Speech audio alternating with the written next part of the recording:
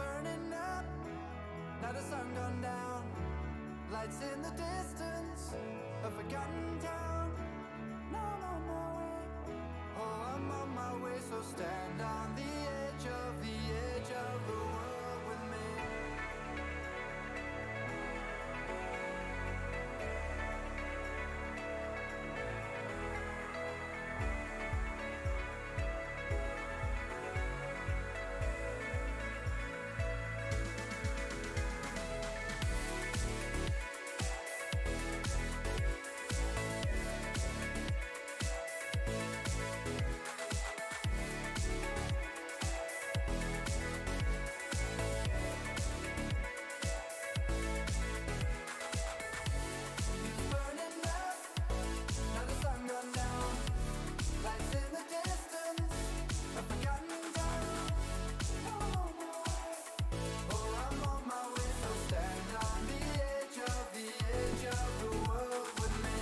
Instead.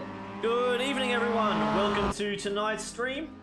My name is Robert Hazley from Doadrift Esports, and I'll hand you over now to tonight's commentary team, Zach Caven and Nico Pop. Hello and welcome, guys. We're here at the historic Monza circuit. I'm going to welcome to the commentary box Zach. Zach, how are you?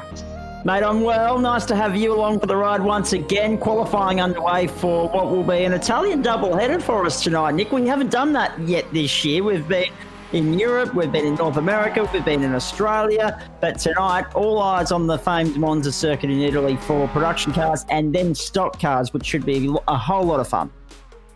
Yeah, it should be a whole lot of fun. Same track, different cars, different configurations of track. So we'll see who reigns supreme on the supreme track. Indeed, I'll let you concentrate at the moment because I can hear the clutch and the pedal all hard at work there at the moment because qualifying is underway for what will be a 45-minute race tonight. Round 11 of the championship, the All Certs Production Car Championship for the Gentlemen Sim Racing Club.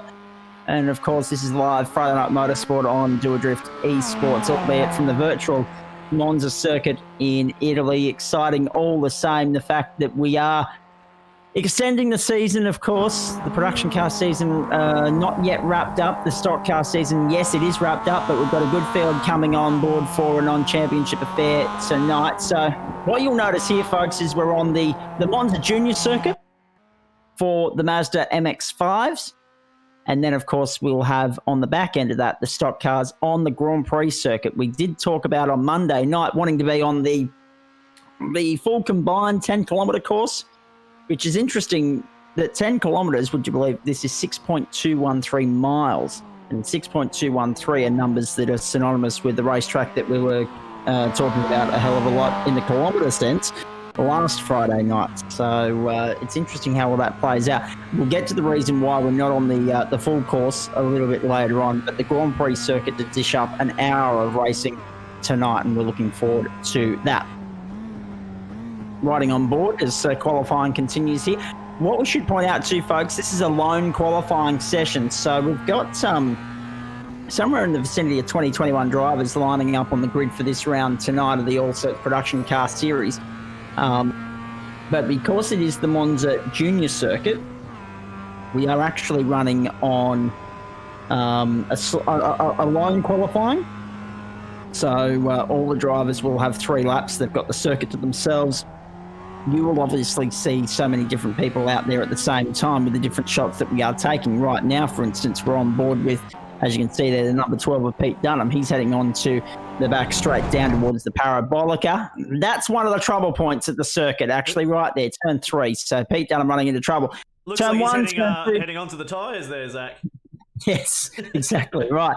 Turn 1, turn 2, turn 3, all trouble points on this junior circuit at Monza, but it is only a 4-turn circuit, so it's going to be very interesting for 45 minutes tonight, no doubt about that. We've got in-race reporters with Nico Pop and also our good mate Paul Nichols joining in all the fun as per usual. We'll get to them very shortly. They're busy. There was some very questionable haircuts on those grandstanders right there, I think. I agree completely. Don't know what they're thinking. Then again, I mean, we're all some people have been desperate for haircuts. They've been doing it themselves during the pandemic, so that might have something to do with it. Count me in. I did that. Yes. Yeah, exactly. Good evening to you, Paul Nichols. The Monza Junior Circuit, a tight, tricky little circuit for the production cars on a Friday night, but I'd rather production cars on the junior circuit than the stock cars. I think the stock cars on this circuit would be certainly a very tricky combination. I think the decision to go with the GP circuit is going to be great for the stock cars. It's really well flowing, obviously very, very hard turn one into the chicane there. So obviously braking points are probably about 300 metres, I'd say. So it'll be interesting to watch that. But this will be great fun. Great little car, really good tight little track and a lot of fun. Turn 1, 2 and 3, as you spoke about, will be critical.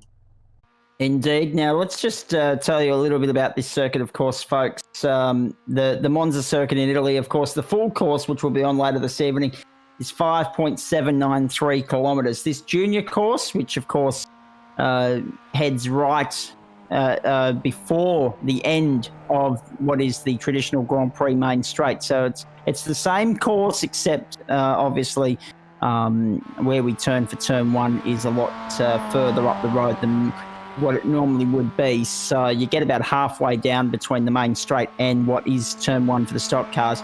You turn right. It's a sweeping right-hander. You'll follow it in just a moment on board here with the Falcon entry. Hard under brakes. Sweeping right for turn one. Precision is important here. Get through turn one, you flick it left through turn two, and then another right-hander through turn three. See the Falcon car clipping the grass there onto the back straight and down towards the Parabolica. The circuit length is only 2.405 kilometres. So that's that equates to around 1.4 mile on the 1.5 mile on the old scale. So it's a short course, but it's not a simple course, which is what we like. We like it to be a little bit of a challenge for our drivers. We don't necessarily think it'll be a carnage-riddled race, but we are worried about what might unfold in the first couple of corners there. As you can see, there's not a lot of runoff area in that infield section that links the front straight with the back straight here on the Monza Junior course. So if anything, this is where you expect the action. There's tyre walls and Armco barriers left and right. You can see it from the aerial shots, which of course come to you tonight courtesy of Oculair. And there they go back onto the back straight. So it's an interesting circuit. It's flowing and it's fast, but there is that tricky little element thrown in for good measure. Michael Hammock on top of the point of the, not only the points, but also the qualifying time. Sorry, I've got my sentence structure mixed up there. He's on top of the qualifying charts at the moment with a 59.286. Trent Lavis, 59.52, and Cohen Adard, 59.53. Nick's got a 59.66 to his name. Then Xander Antonov on a 59.70. 59.73 for Simon Ferris, 59.93 for Brent Selby Wood. Adam Lavis, 59.96 and 59.96 also for Shane Witt. Now, have a look at this. 6 thousandths of a second separates Lavis and Witt, 8th and 9th. It's a 59.963 for Lavis and a 9.69 for Witt. Josh Thomas, a 1 minute point 052. By the sounds of, by the looks of what I'm reading here, Paul Nichols, you're taking the Nick approach to this race and burning from the stern. He's on mute. Yeah, I've just realised that. Unfortunately, I wasn't looking at the Discord channel while I was looking at the timing sheet, obviously. I'm not taking the grid. I'm going to start on pit lane. Okay, so you're burning from the stern as well. Even though I've set a time, I just wanted to see what the setup was like. I'm going to start from pit lane. Let all the carnage happen at turn one, and then hopefully come out onto the back stretch in the lead. We'll see where we end up. Well, if it's anything like what we saw on Monday night in the Melbourne Designs GT series, you could be a chance if you can get through what was a blocked track of leading on the back straight for the first time. So 17 qualifiers so far. Shane Melton, Dave Farrelly, Chris Polly, Jackson Cullo, Daniel Ackland and Paul Nichols yet to set a time. So if all that plays out, we'll have a field of somewhere between 23 and 24 cars lining up for this one tonight. You might have heard some noise in the background. That's just the phone going off. I've turned it on silent. All eyes on the prize here, the Monza Junior Circuit. So, of course, interesting too, Nick, we've extended the production car series, but for the stock cars, which are coming up later on the same continent, in the same country, at the same course, on a different configuration. I'll get the sentence structure right eventually, folks, I promise you. It's interesting that we have a championship still very much on the line here in the production cars, but not on the stock cars. That's wrapped up. Glenn Postlethwaite, the champion. We're just having some fun there for the next few weeks. Yeah, a bit of an experiment. Let some people who haven't tried it or who haven't got the qualifications to get in there have a go. And then when the season starts, we'll lock it down again. Because I feel that the racing was a lot cleaner once we started locking down the license level and the iRating level, so it was good. And then that gives some people some things to aim for as well. So that we don't big get, one. So that we don't get the FIFOs coming in and ruining it, so to speak, for other people that are in there. So we'll see how it goes. Whatever you just saw on your screen there, folks, I didn't pick up a number, but that was a nasty shunt on the exit of the Parabolica, just getting on the gas a little bit too early, getting flung right into the Armco barrier and onto, well, I'd say the roof, but there's not one on the MX-5s, as you know, so onto his head, that driver there. Hey, plenty to look forward to here tonight. An Italian double header into the wall, the 75. That's, of course, Shane Milton. That's a qualifying lap ruined for him. And the car with significant damage as well. Let's just have a look at the championship points coming into this round. We never get a chance to actually do this, and I've got 2.5 minutes, so I'm going to do it tonight. Michael Hammond on top of the points table at the moment on 357. Shane Witt 330 and Dave Farrelly 295. Cohen Haddad 250, so too Josh Millard. Chris Polly 248. Michael Porter 238 and Paul Nichols 234. Jared Daly 219. Our good mate Nico Pop on 218 make up the top 10. Simon Ferris, Blake Urquhart, Josh Thomas, Dean Williams and Xander Antonieff just outside. Not all of those guys on the grid tonight, obviously, but looking forward to seeing what Xander can do. He's down there on 138 points, so he's 80 points away, I should say, from the top 10. However, still 4 more weeks of this, or 3 more weeks of this to go, so looking forward to it immensely. And we've got a couple of our favourite circuits being revisited over the coming weeks as well. Conditions at Monza, looking at this, folks. Well, you know the circuit, it's 2.4 kilometres. 4 turns, grid capacity of 35. We're not anywhere near that. The fuel limit for tonight is 40%. And the suggestion from both Paul and Nick is that there'll be a very quick splash and dash in there pending how many safety cars we have. If we get 2 safety cars, the boys may well make it home. We'll wait and see on that. The track conditions set to dry, clear day, 25 degrees, track temperature 29 degrees, 9:15 in the morning over there in Italy at Monza, 15th of May. So we're going back in time by 4 weeks, and we're also a little bit out on the time front. It'd be actually 10 to 11 Italian time at this point in the evening, Australian Eastern time, of course. Penalty count every 20 points.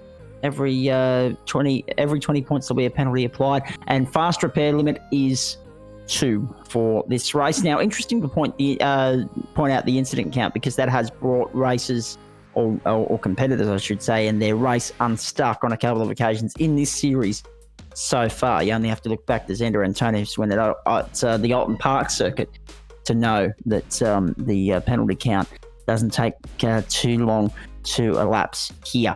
Looking at the temperature, looking at the grid, and looking at the car and the circuit, I think we're in for a pretty reasonable night here, Nick. Yeah, it should be good fun. This car's always action-packed no matter where we put it. And this track is always action-packed. So we'll see how turns 2, 3 and 4 go. Oh, we got a grid up. Here we go. So it's a grid up tonight. So it's a standing start. We have had some rolling starts in the past. We've had some standing starts as well. It's a standing start tonight, folks. Let's quickly run through that grid for you. I can tell you that there are 23 cars lining up on the grid. Whether all of those actually take the start. Some might start from pit lane, some might opt out altogether. We'll wait and see. Michael Hammond and Trent Lavis on the front row coming out, and of course Nick's been very honest with us and told us that he won't be taking the grid. He was scheduled to start from fourth. Xander Antonio, Simon Ferris from the third row, Josh Thomas and Brett Selby-Wood from the fourth row, Adam Lavis and Shane Witt the fifth row, then Grant Gill and Corey Bourne behind them. Andrew Hayes, Pete Dunham make up the seventh row, Luke Keamy and Josh Millard, then Chris Kisby, Shane Melton. Daniel Ackland is down outside the top 18 there. He's down scheduled to start 22 between him and Shane Melton that I've just mentioned. Paul Nichols in 19th. Laser Farrell in 20th, Chris Polly 21st, and Jackson Cullo, a new name to our production car series, starting there in 23rd position. So 23 cars scheduled to take the start here. Jackson Callow and Daniel Ackland aren't actually in the server. I think they've been jumped into the top cars, so they won't be taking the start. So it should be about 20 on the grid. Yeah, 20 on the grid. 20 cars. 20 on the grid, so there'll be one other name missing out there as well. Here we go. Good luck, boys. We wish you well. We'll check in with you throughout the course of the evening. You just saw Trent Lavis on screen there, the 131 of Cohen Haddard next to him in third place. The grid position that you see that you did see vacant there a few moments ago was where Nick would have been starting. So 45 minutes. There could be a pit stop here for a quick splash and dash. There should be a pit stop, I should say. Safety cars possible, particularly when you look at the first sequence of corners here. Monza the venue. It's an Italian flavour to front on motorsport. Let's go! Off the line nicely. Hammond jumped well. Waves jumped better. But it should be Hammond from the outside sweeping around to lead at turn one, and it is. Lavis went through with him, Cohen out as well. Looks like we've got safely through the first sequence of corners, which is a little bit surprising for so many people and so many reasons. But Hammond leads us onto the back straight for the first time. He's got 4 car lengths on Lavis there. Behind him is Cohen Haddard. Xander Antonio's jumped well as well. I'll be interested to see how Nick and Paul go. Burning from the stern here as the field streaks down towards the Parabolica for the first time. What, no accidents? Oh. I know. There you are, just coming through right at the back there, mate. At the top of the street. I was half expecting to see yellow flag, but anyway, oh well. I've got to put my head down. You might yet get your wish. There's a car round in the Parabolica on the inside. And we're 3 wide on the main straight in the mid-pack. I think they were going to try and go 4 wide there for a moment, but not the case. Down across the line, 1 down. Lap times we saw in the opening of the race here, 59.2 for Michael Hammond in qualifying. So if that's the sort of pace we're expecting, we should get somewhere in the vicinity of 45 laps completed here, depending upon how much time is lost in the pit stop. So the field heads down the back straight for the second time. You see Nico and also Paul coming through there in the back end of the field, and then a bit of work to do. Starting from the lane, not working for them so far. But it's a long way to go. And a lot can happen. And given how many drivers we saw coming unstuck, just finding their limits in turns 2 and 3 particularly, in the practice and qualifying sessions before we came on air here, it wouldn't surprise me at all to see a few drivers come unstuck as the evening progresses. The big order looks like this: Hammond, Lavis, Haddard, Ferris, and Tonif. Then Selby, Wood and Thomas the top 7. Shane Wood is 8th, Adam Lavis, and then Pete Dunham make up the top 10. Nico's got through to 11th. A nice start from him. Looks like there might have been someone else starting from pit lane as well there, because there was one car. Just came out of pits. Grant Gill, and I was going to say there was Andrew Hayes was also behind you there, Nick, so you weren't the only one. He's the one that went off a Parabolica. Okay, gotcha. Because I was going to say, when I saw the shot, before we had incidents unfolding, I saw that you weren't the last one in the queue. Of course, Nico got through nicely from starting at the back of the actual grid, not in the pit lane, and he sits in 11th at the moment. On board here, we take some on-board shots as we head across the start-finish line one more time. Good to have both the Lavis boys in the production car race tonight. Normally we're used to seeing them in the stock cars or the Indy cars, but we'll get all the GTs, of course. Oh, trouble at 1. We're riding on board. You'll see a car parked on the inside here at turn 1, I think. Oh dear, the trouble started already. See the dust being kicked up there? The car has got back going. It's that one just in front of you on the screen there, folks. We'll find out who that was for you in just a moment. I think it might have been one of our body and contenders. Yeah, it might have been Trent Lavis. In fact, I think you're right. Trent Lavis in the 069 has come unstuck there in the infield section of the junior circuit. As I come down across the start-finish line one more time, I'll have a look at the corrected order for you. Michael Hammond is still on top here. That is not a huge surprise. Cohen Attard moves up to second. Trent Lavis has now dropped all the way down the order into 8th position, right in front of Adam Lavis. It's something about those two in recent weeks. Car off at 1. I didn't exactly catch who it was, but you saw a car going very deep off the circuit there at the bottom of your screen. Or at least taking a very wide line. Gaggle of cars coming through in the infield here. Back onto the back straight one more time. Now, Hammond, Attard and Tonif, then Selby, Wood, Ferris and Thomas, the top 6 at the moment. Shane Witt back there in 7th. Trent and Adam 8th and 9th. Nico in 10th, following them closely. In fact, only 0.6 of a second away from Adam Lavis at the moment. So Trent Lavis is... I think there might have been a little bit of contact between himself and Cohen Attard that brought Lavis unstuck. We'll find out, no doubt, after the race. In fact, Attard himself was the driver that went off at turn 1 last time around, and he's lost out completely in all of that. He's dropped down to 11th position, so that big lose at turn 1, that's who it was. It was Cohen Attard. I saw a car head off the circuit. We just didn't catch who it was. I caught the top of the windscreen of the car, if anything else. Not a race number. Now, have a look at this gaggle here. Brett Selbywood, Simon Ferris, Josh Thomas and Shane Witt. You ride with them now down the back straight towards the parabolica. Josh Thomas having a look there on the outside. Trent Lavis trying to work his way back through the field as well. Shane Witt, Simon Ferris, Brett Selby-Wood. Big gaggle of cars here fighting over the same piece of real estate. There's Trent Lavis working his way back through the field, back to this on-track fight. Xander Antonov is the one making a move at the moment. He's got by Josh Thomas. Now he's trying to get by on the inside of Simon Ferris. And Antonov puts himself up into the top 3. Very nicely done. That was a nice piece of driving from Xander. He likes the Mazda MX-5s, there's no doubt about that. He's performed so well in them already when we've seen them feature in the production car portion of the Gentleman Sim Racing Club Friday night doubleheader on Doadrift Esports, and yet again, proving his credentials here very early on. He's under great pressure though. You saw him hugging the inside of the racetrack down the back straight on the run towards the parabolica, and with good reason too, the pressure mounting behind him. 3-way fight here. At this point in time, that's 2nd, 3rd and 4th in the motor race that we're looking at here. Across the line we go, another lap in the books.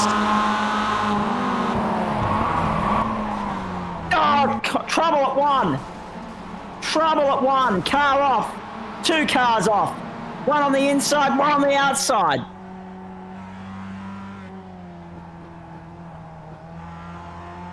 Well, there you go. Brett Selbywood. Brett Selbywood was one of them. Didn't catch who the other one was. But the battle continues, and Antonov has come through to pick up the pieces. He sits there 2nd now. The 386 behind him of Josh Thomas. So on those numbers, it might have been Simon Ferris, the other one caught up in that, which was the battle for 2nd that Antonov was a part of as well. So Xander's doing a nice job here.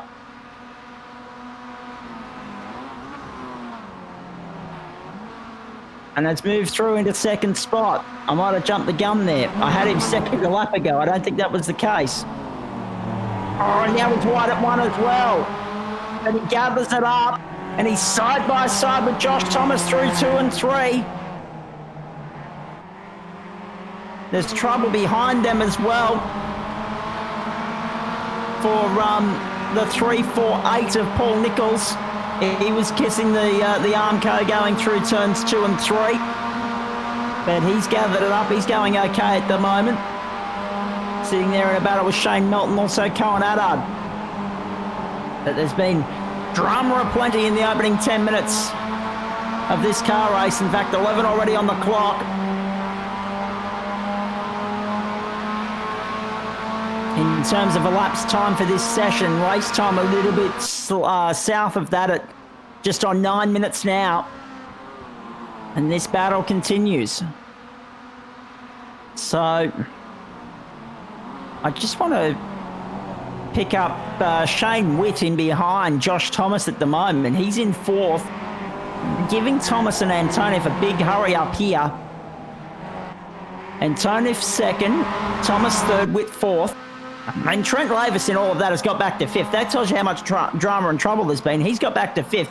Simon Ferris is back there in 6th spot now, holding off Adam Lavis.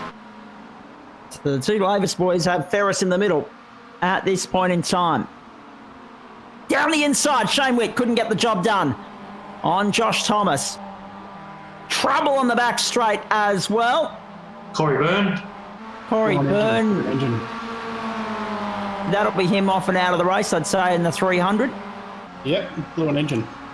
Really unfortunate for him. There's no fast repair for an engine. There's no doubt about that.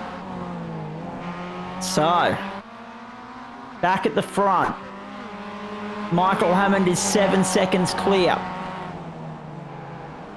And he's got lap traffic in behind him at the moment. The number 12 of Pete Dunham. In fact, there's already 4 cars at least a lap down, maybe 2. So, oh boy, we're only a quarter of the way through the race. So much drama and trouble already here at Monza. The junior course throwing up some great racing. We can only hope the stock cars throw up some great racing on the full circuit in about an hour's time. Do stick with us, folks. Race start for that one coming up around 8:05 Eastern Time. That's Australian Eastern Time, of course, right here on Doadrift Esports tonight. There's the 33 on your screen. I really like that paint job on the car. That's why I've highlighted it. Stewie Griffin. Josh Miller. Looks like the vendor his helmet as well. And it's safer this way because Stewie can't talk back to us at the moment. It wouldn't be a G-rated broadcast if he could. So 33, Josh Millard on the run towards turn 1. Right on board with him for a moment here through the junior section. That's fantastic. I love that. I mean, we talk about the sim racing world and how it's taken over our lives over the last few weeks during COVID and all that. But some of these guys I still think have a little bit too much time on their hands with regards to their car preparation and their liveries and all that sort of stuff. It's fantastic. However, in saying that, I'm very lucky because I'm a bit fed up with Energex at the moment, the electricity meter reader company here in Queensland. And Chris Whitaker actually said to me, if I'd have known you had the proverbials with them before we went racing tonight, I would have actually put an Energex livery on the car. So I'm quite glad that I kept quiet about that until it was too late for Chris Whitaker to get involved there. But I'm not ruling it out for next week as they head through turn 1, 2 and 3. Again, there's the aerial shots with thanks to Oculair as well. Great to have them on board as a broadcast partner for Friday Night Motorsport. Doadrift Esports, the Gentleman Sim Racing Club, and the All Sorts Production Car Series. A lot of it, that's a big mouthful to get out, I must tell you. Hey, quickly too, some of you just joining us, not yet aware of the news as we continue to keep our eyes on what's happening overhead here. We'll give you a positional update here in just a moment. Josh Thomas and Trent Lavis and Xander Antonov, there's a real good battle unfolding here for second. So I'll come back to the breaking news from the real world of motorsport and focus on this for the moment. This is the battle 2nd, 3rd, 4th, and 5th. And look at Antonov getting the hurry up from Lavis. Lavis now up on the outside, fighting his way back to 2nd. Can't get the job done, and now gets turned around. Contact! Josh Thomas and Trent Lavis in the wall at 1. For the 2nd time tonight, Lavis gets unstuck at 1, and through no fault of his own. Well, we talked about turns 1, 2, and 3 being a drama point, a trouble point, and it's delivered en masse thus far. And Antonov gets a free pass there in 2nd spot, with both Thomas and Lavis becoming unstuck. Shane Witt very lucky not to be caught up in that as well. And now the hard work begins for Trent Lavis again, trying to find his way back through to 2nd a 3rd time. Of course, he started up the pointy end of the field. He fell back after an incident with Cohen Allard. Now he's fallen back because of an incident with Josh Thomas. Oh, this is extraordinary stuff. You don't get this sort of drama anywhere else on a Friday night, folks. Fantastic. Not for Trent Lavis, of course, but certainly for us. 13.55 gone in the race at the completion of the last lap. Michael hammered out to an 11.9 second lead now over Shane Witt, Cohen Allard and Trent Lavis. Adam Lavis has jumped back up into 5th spot. So not as much damage that time around for Trent Lavis. Josh Thomas, the bigger loser in all that. He slipped down to 7th in behind Simon Ferris, and by about 2 seconds. So we've got a four-way fight almost for 2nd, 3rd, 4th and 5th. Apologies, 3rd, 4th, 5th and 6th. Shane Witt's clear by 2.5 in 2nd spot. But watch this battle. Cohen Allard, Trent Lavis, then Adam Lavis and Simon Ferris. That's the battle to watch at the moment. Allard's got breathing space to the tune of about 1.4 seconds. You ride on board with Adam Lavis at the moment, the Falcon entry down on the main straight. And he's there right on Trent's tail, but under severe pressure from the 15. Of the 315, I should say, of Simon Ferris, and Josh Thomas in behind them. Now, no trouble this time at turn 1. It looks as though everyone's going to get through there cleanly, but you just wouldn't. I mean, to be fair, I don't know how race stewards will adjudicate that incident, and it's a shame that we can't show you a replay at the moment, folks, but it looked as though you could read it one of 2 ways. You could say that Thomas come in too hot for a corner that Lavis had, or you could describe it as a racing incident, because the problem with turn 1 on the Monza Junior circuit is you're going from a wide open main straight to a tight, not so much a tight right corner, but a part of the real estate that isn't as wide as the main straight. Turn 1, the circuit kind of cuts in on itself, if you know what I mean. It's still a flowing sort of corner, but there's just nowhere near as much as we see some pit stops now start to happen here at the Monza circuit. It's nowhere near as flowing or as wide in terms of bitumen as the main straight is. So I'll be interested to see how Paul Nichols and his team adjudicate that later on in the night. There will certainly be incident points tallying up at the moment. And in fact, there'll be some nice footage for Paul to have a look back at the end of this. There's no doubt about that. Hey, pit stop's underway here at this point in time. Let's get an in-race update from Nick and also Paul. I'll start with Nick because you're sitting down there in 10th at the moment, and you've been helped out, not so much by incidents on the first lap, mate, but incidents on every other lap. And I was involved in one on myself. I should be around 8th position, but anyway, I redressed that straight away. Came together with Josh Millard at turn 1 there. That was my fault, completely my fault. I came to a complete stop, let him back half. Yep. So sitting in, what am I, 10th? Yep. Around the same guys. So I'm just going to keep going till the fuel runs out and then fill her up. So we'll see how we go. Excellent. I noticed that Paul's not on mute at the moment. You're a lap down though, Nico. Is that because of a pit stop or what else? Yeah, pit stop and also speeding in the pits. I got a 30-second penalty. So that doesn't really help my strategy, does it? Not at all, no. You now really need a safety car, but we haven't had one of them yet. And I'm a little bit surprised by that. I'm sure everyone else is. But that being said, I believe you're an admin here, aren't you? So you could just deploy it at your own accord? Oh, yeah, I could, but, you know, we've got a lot of time left. We've got 26 minutes to go. We do. 26, 27 minutes, mate. So still a lot of time to try and fight your way back through. I have filled up, so I can get home now. Excellent. And Nick will have done the same. Well, actually not yet, but he will do the same when he goes through into the pits. But he's hoping he doesn't have to do that until very late in the piece. Look at this battle here, folks. Trent Lavis, Adam Lavis. Not much separating these boys. I'm interested, actually, and I'll ask the boys this question. Is there a third Lavis entry that runs 46? Because when you look at the numbers, 23 and 69. 69 is a multiple of 23. The other is 46. So I'll be interested to see if there's another member of the team that's running the number 46 in Team Lavis. I'll have to ask the boys that a little bit later on in the evening. Don't worry about me just being the mathematical nerd of the team. But that was just a small observation I made there while we saw them both on screen. You can see that Adam's still trying to go with Trent at the moment, but is unable to. The margin about 0.8 of a second. At this point in time, there's the 69 coming through there, of course. That's Dave Farrelly. Right behind him is Nico Pop. So the two teammates for Bailey's Ladders, sitting line astern at the moment.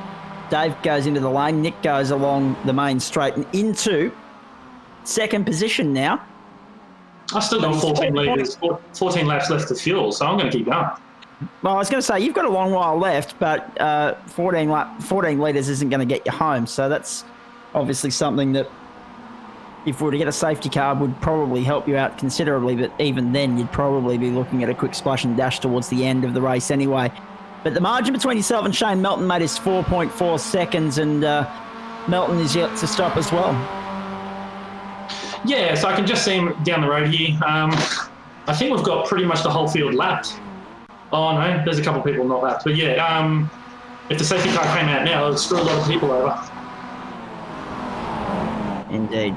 So, having a look at this now going into turn one. Adam Lavis, a little bit wide through one, but he gathered it up without kissing the dust and scraping the grass down there, but he got it back on track, and that's the main thing.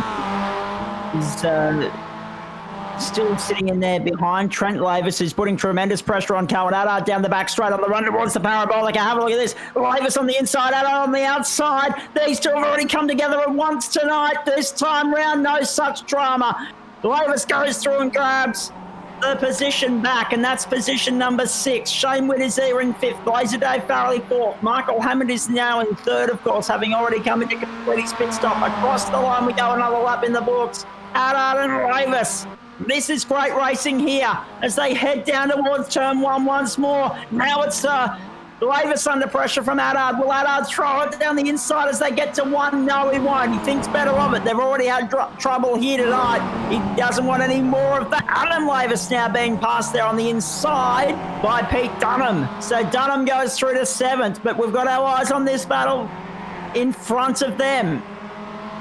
You'll see Pete Dunham just behind you there has got by Adam Lavis. So the switcheroos continue. Cohen trying to go with Trent Lavis, but unable to at this point find a way back by the 69, who only relegated him a few moments ago. 4.477 seconds the margin, 1st to 2nd in the car race. Shane Melton over Nick. 21 minutes, 21 seconds gone. The last time Melton went by the line, the 75 leads us down the back straight towards the right-handed parabolica one more time.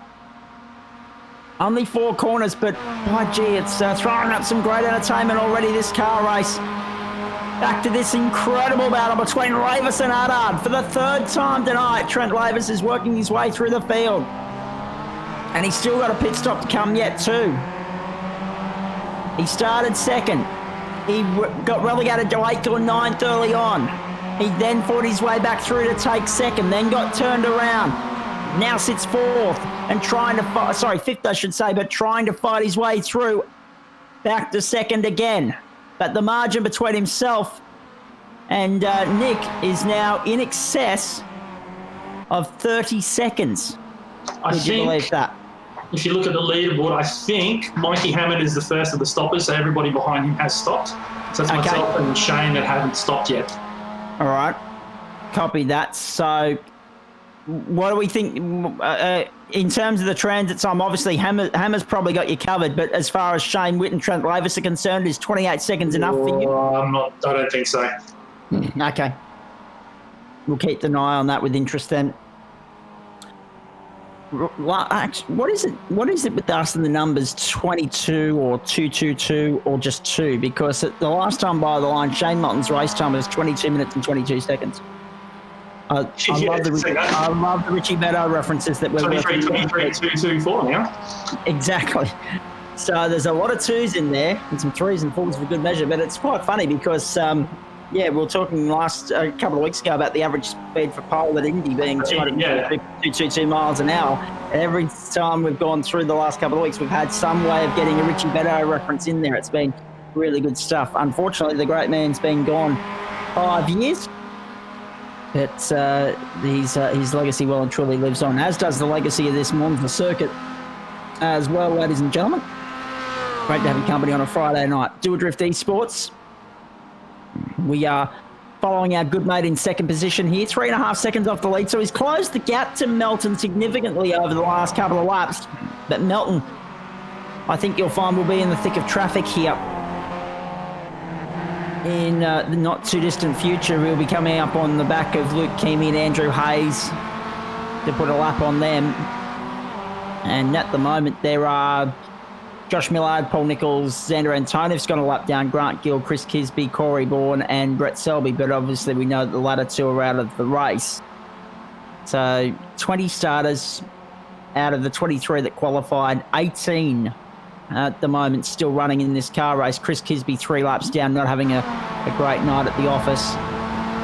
Fastest lap of the race is something I'll have to tell you a little bit later on, folks. I'm thinking it'll be Michael Hammond, but I just can't flick between the leaderboard and the lap times at the moment. So I'll have a look at that for you very shortly. Reminder that pole position went to Michael Hammond with the 59.286, and he was the only driver in the 58s in qualifying. So once Shane Melton and Nico Pop head into the lane and complete their compulsory stop, it will be Michael Hammond by a comfortable margin here. He's got 17 seconds on Trent Lavis,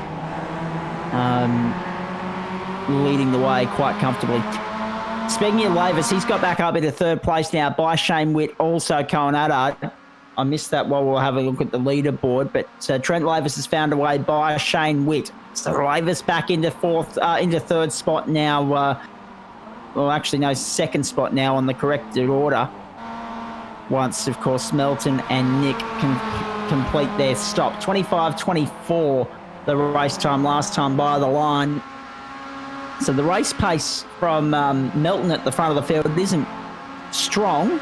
It's somewhere around the 60-61 second mark. And Nick has actually closed the buffer to 2.63 as a result of all of that. Now, a move going into turn 1 here. Adam Lavis. Can he get the job done on the inside? Yes, he can. And that's because Pete Dunham ran it into the grass on the outside at 1. So Adam Lavis goes through into position number 7 now, getting by Pete Dunham. Back straight one more time.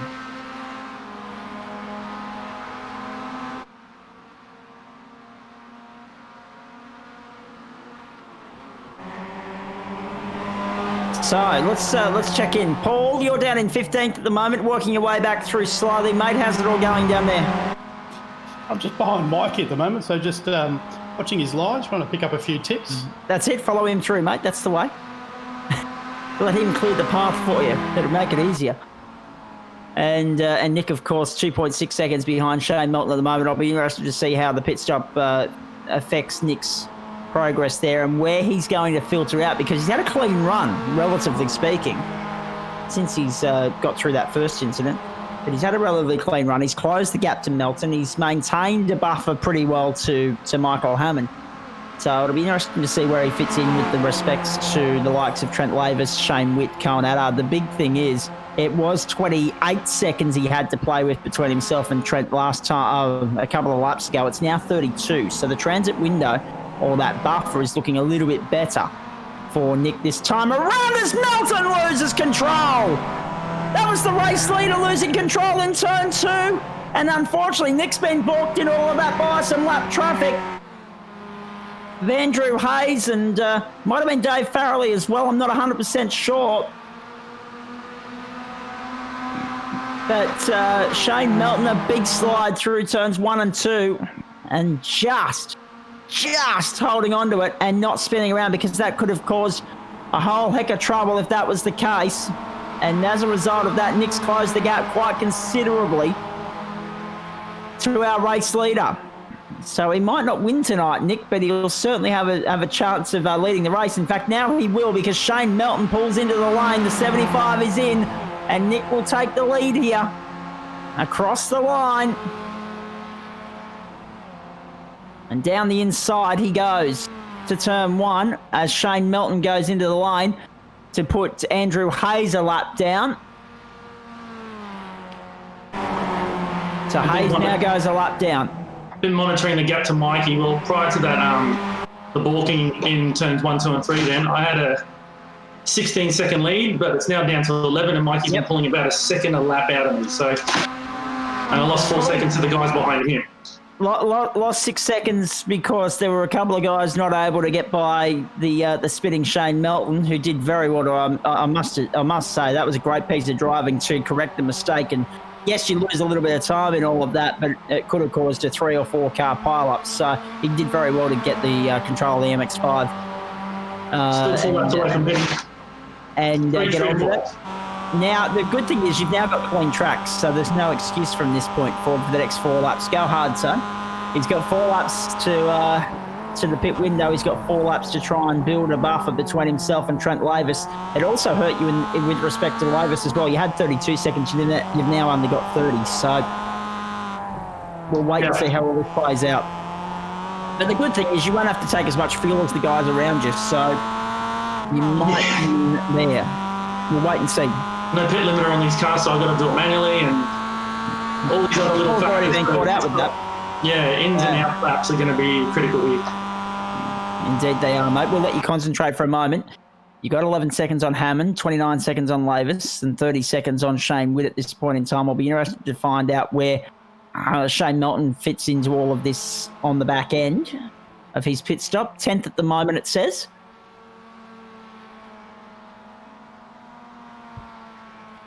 If you're an NRL fan at the moment and you're not tuning in because you haven't got Foxtel, I can tell you the North Queensland Cowboys are up 22-21 over the Warriors at the moment in what's been a very high-scoring affair in Gosford. But we'll give you Friday night around the grounds update a little bit later on.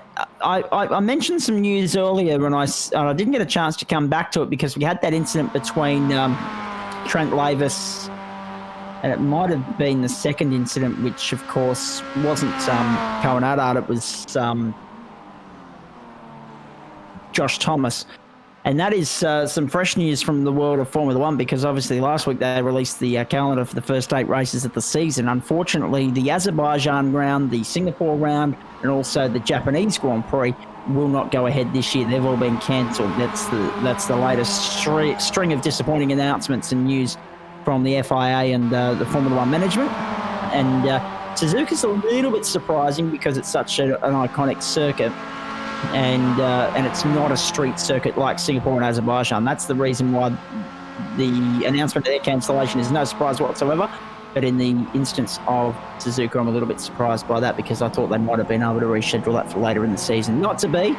No Japanese Grand Prix this year, no Singapore Grand Prix, no Azerbaijan Grand Prix, but we are hoping to still have somewhere between 16 and 18 Formula One Grand Prix in 2020, with a full calendar announcement due to be given between now and the start of the season proper, which is now only 4 weeks away.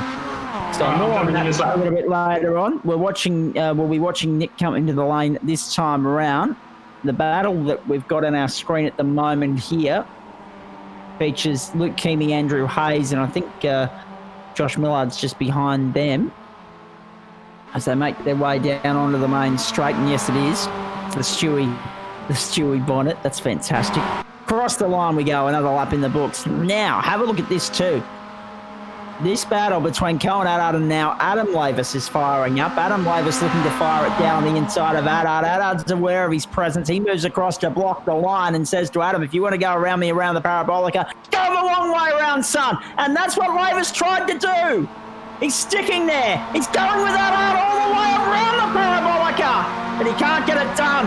Now we get back in the slipstream and try the inside when they get down to turn one. But look at Allard driving defensively down the inside. He's almost run himself out of room there. He's on the exit of the circuit, if you like. He's on the additional bit of bitumen there, the runoff along the main straight, and it didn't do him any good whatsoever. Rover sweeps around the outside, and up the inside goes that out again. They're still side by side, through 1 and 2 here. The ocular aerial shot tells the story beautifully, and Rovers has got the job done. Nicely done. Great bit of driving that. I mean, we talk about the white lines there on the main straight. That's what NASCAR would refer to as the out-of-bounds zone down beyond that white line on the inside of the circuit. No limits for these guys. Allard used it to his advantage, but he didn't, or he tried to use it to his advantage at least. Now he goes down the inside, going into the parabolica. Can't get the job done. Rovers has too much speed on the outside. Done it too wide. Allard gets him up on the inside. Nicely done again. They'll go side by side back down the main straight. Rovers tucks in behind. Allard on the inside again, hugging that white line and saying to Rovers, try it again, son. It worked for you last time round. Let's see if you can do it twice. Down the main straight they go. Who's deeper under brakes, Lavis or Allard? It's Lavis, but Allard's got the line. And look, in all of this, Pete Dunham's the big winner because he's launched onto the back of this. This is the battle for 3rd, 4th and 5th, folks. What a race this is turning out to be. Nick has completed his pit stop. You're out there in 8th, is it now, Nick, or are you 6th? Right behind Pete Dunham. Oh, there you are, just at the top of the screen.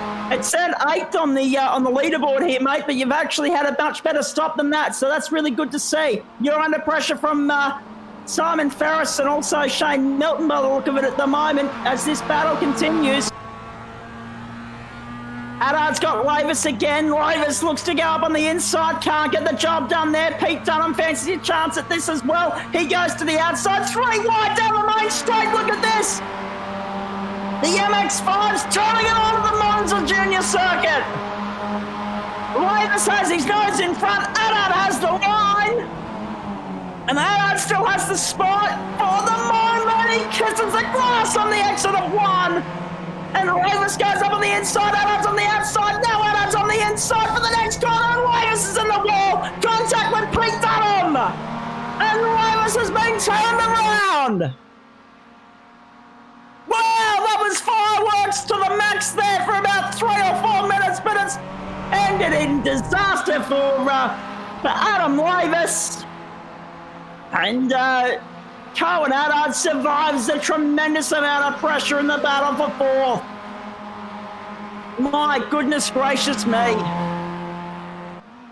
Nick's a big winner in all of that as well because he's going to be able to latch onto the back of this battle between Simon Ferris and Pete Dunham. In fact, Pete's pitting. Adam Lavis will have no choice but to pit as well. Pete Dunham's in the lane, so the 2 protagonists in that incident undone. Nick will move into 6th spot, Simon Ferris 5th. Shane Milton will be 7th now with Pete in the lane.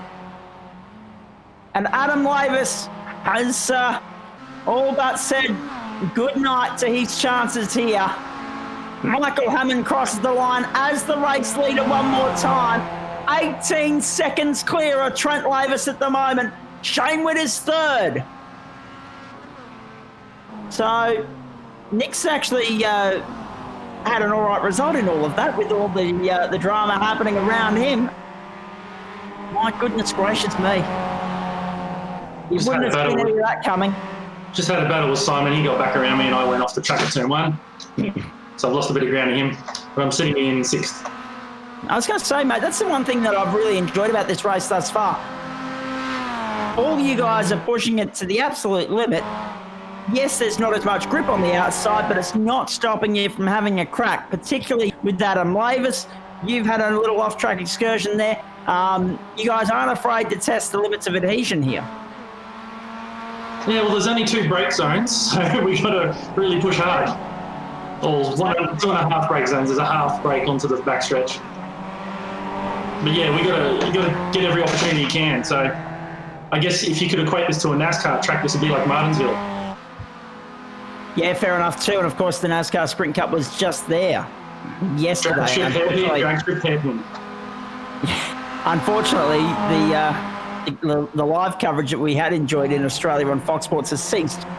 But there will be highlights airing tonight. However, set the IQ to record them, folks, and stay with us here at the Gentleman Sim Racing Club, Doadrift Esports Friday Night Motorsport. We are live at the moment, whereas that's just, a 36-hour delay.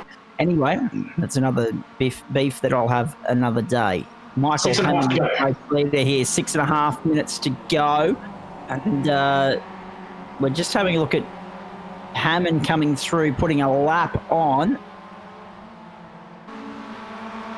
Josh Millard and Luke Keamy there at this point in time. So Hammond will lead the field across the line one more time. The margin will be out, I'd say, beyond 20 seconds this time around between himself and Trent Lavis, who's 5 seconds clear of Shane Witt.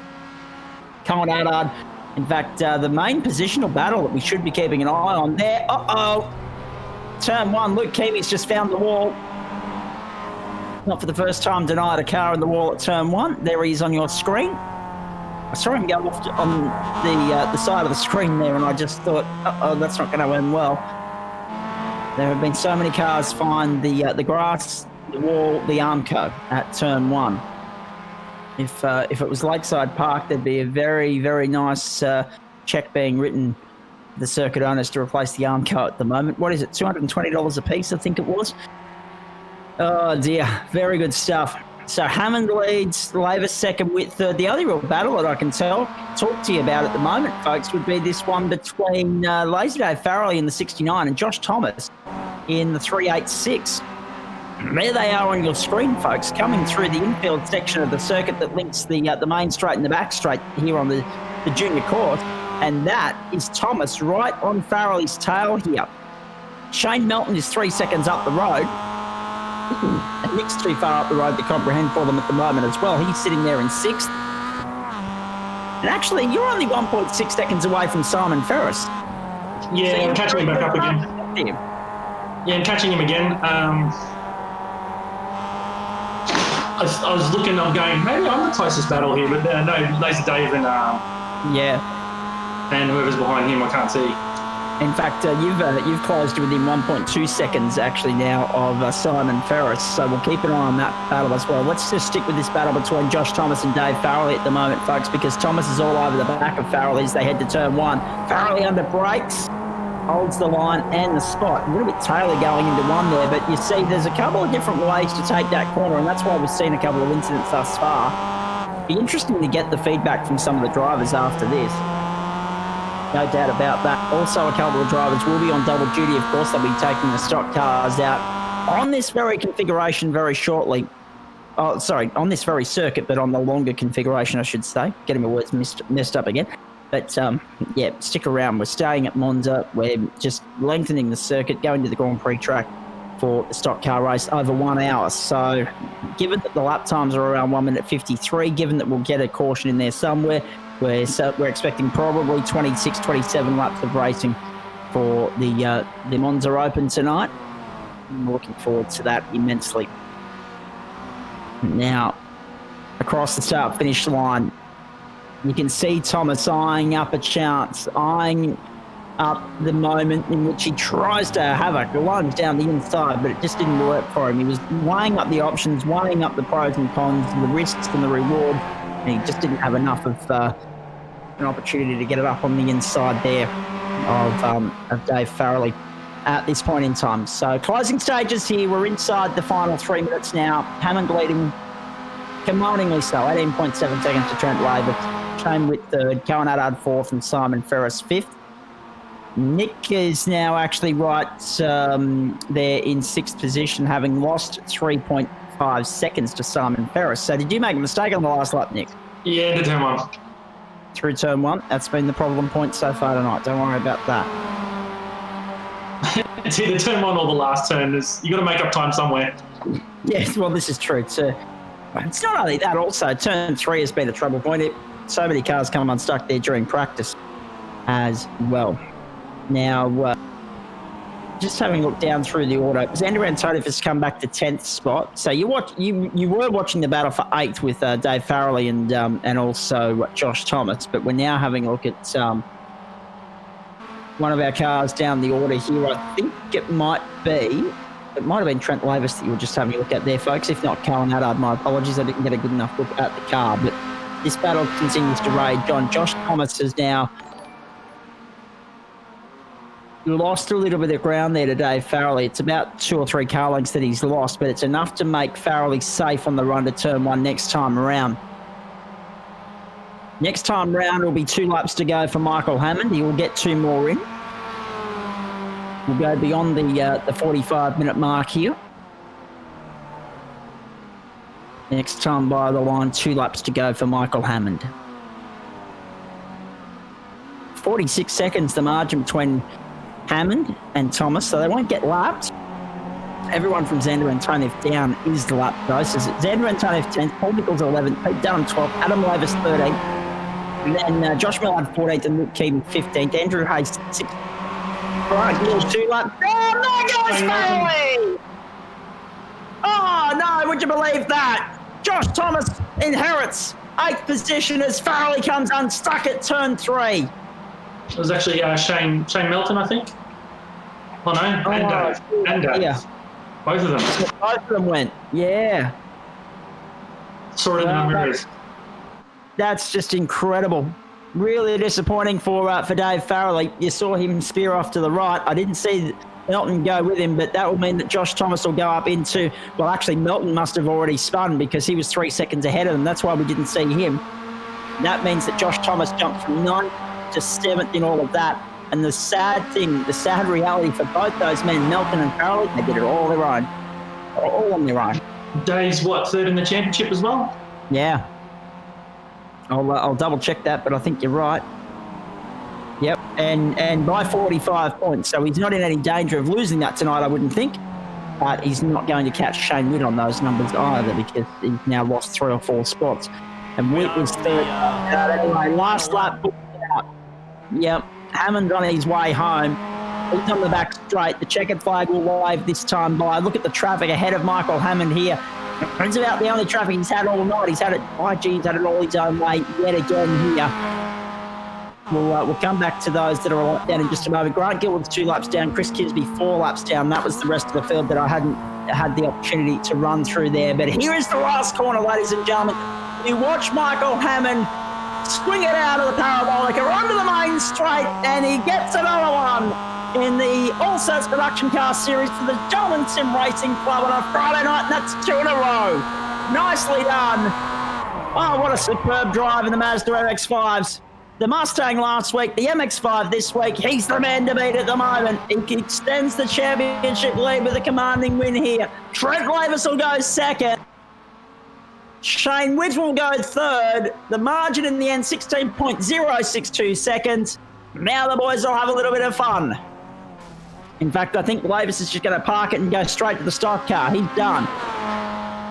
Right out of one car into the other, into qualifying for the stock cars, which we'll bring you very shortly, folks. We won't have much of a post-race show here. We'll save that for a little bit later on in the evening and have a chat to Trent Lavis then. We don't normally get Michael Hammond in the chat room, so we'll try and get some comments from him at another point in time. But 3rd spot, he goes to Shane Witt, 4th to Cohen Haddard. Then Sullivan Ferris, hard charging Nico Pop comes home in 6th position there as well. Josh Thomas, Shane Melton, and then Laser Dave Farrelly made up the top 9. The only cars left on the lead lap here. There's Shane Melton just putting a full stop on his night down at the first corner as well. Great race, the All Sorts Production Car Series, the Gentleman Sim Racing Club. Michael Hammond has done it again. The Mazda MX-5 delivering the goods. Xander Antonov 10th, Pete Dunham 11th, Paul Nichols coming home 12th, Adam Lavis, Josh Millard and Andrew Hayes the top 15 there. Check in with you, Nico. Obviously, actually, no, I can't check in with Nico. He's just jumped out of the commentary room as I've He's just gathering people, I think. Excellent timing. So we appreciate Nico grabbing a few people to come down and have a chat to us. Nick, quick summation of your night while I wait to ask Nico the same thing. I had, how many incidents? 3 incidents, and probably 3 incidents too many. That was my undoing, but I could have, should have, would have had 5th. I wanted a top 5 out of all that, but anyway, it's my fault. It happens. Turn 1, if I braked it a little bit later or turned it a little bit too much, lost braking power and I started going off the road there. So I've done it 3 times, once into Josh Millard and then twice by myself. Luckily, Simon Ferris had eyes on the back of his head and he saw me coming and he let me through on one of those laps. But other than that, it was an eventful race from what I could hear or see, but I wasn't really in anything other than the, who was it, the Adam Lavis bingle through the turns 2, 3 and 4. Indeed. Hey, just quickly, look, Kimi's jumped into the chat room here to have a quick chat to us. Not the greatest night at the office for you, mate. Down in 16th, 1 lap down. Difficult track to master. A lot of incidents in 45 minutes. Tell us about your night quickly. How you going, mate? No, it really is. A short track like that, you've just got to be on your game because there's traffic everywhere. I'm used to running at the back, so that was all right. But having some battles around there, it was some of the best battling I've had in the series so far, definitely. And we noticed, too, that the circuit didn't discriminate. It brought drivers unstuck at all 4 quarters. We saw drivers coming unstuck at 1, 2, 3 and 4. A difficult track to master, wasn't it? In the greater scheme of things, it looked short, it looked simple, but it was anything but just the slightest margin of error, and you're a passenger.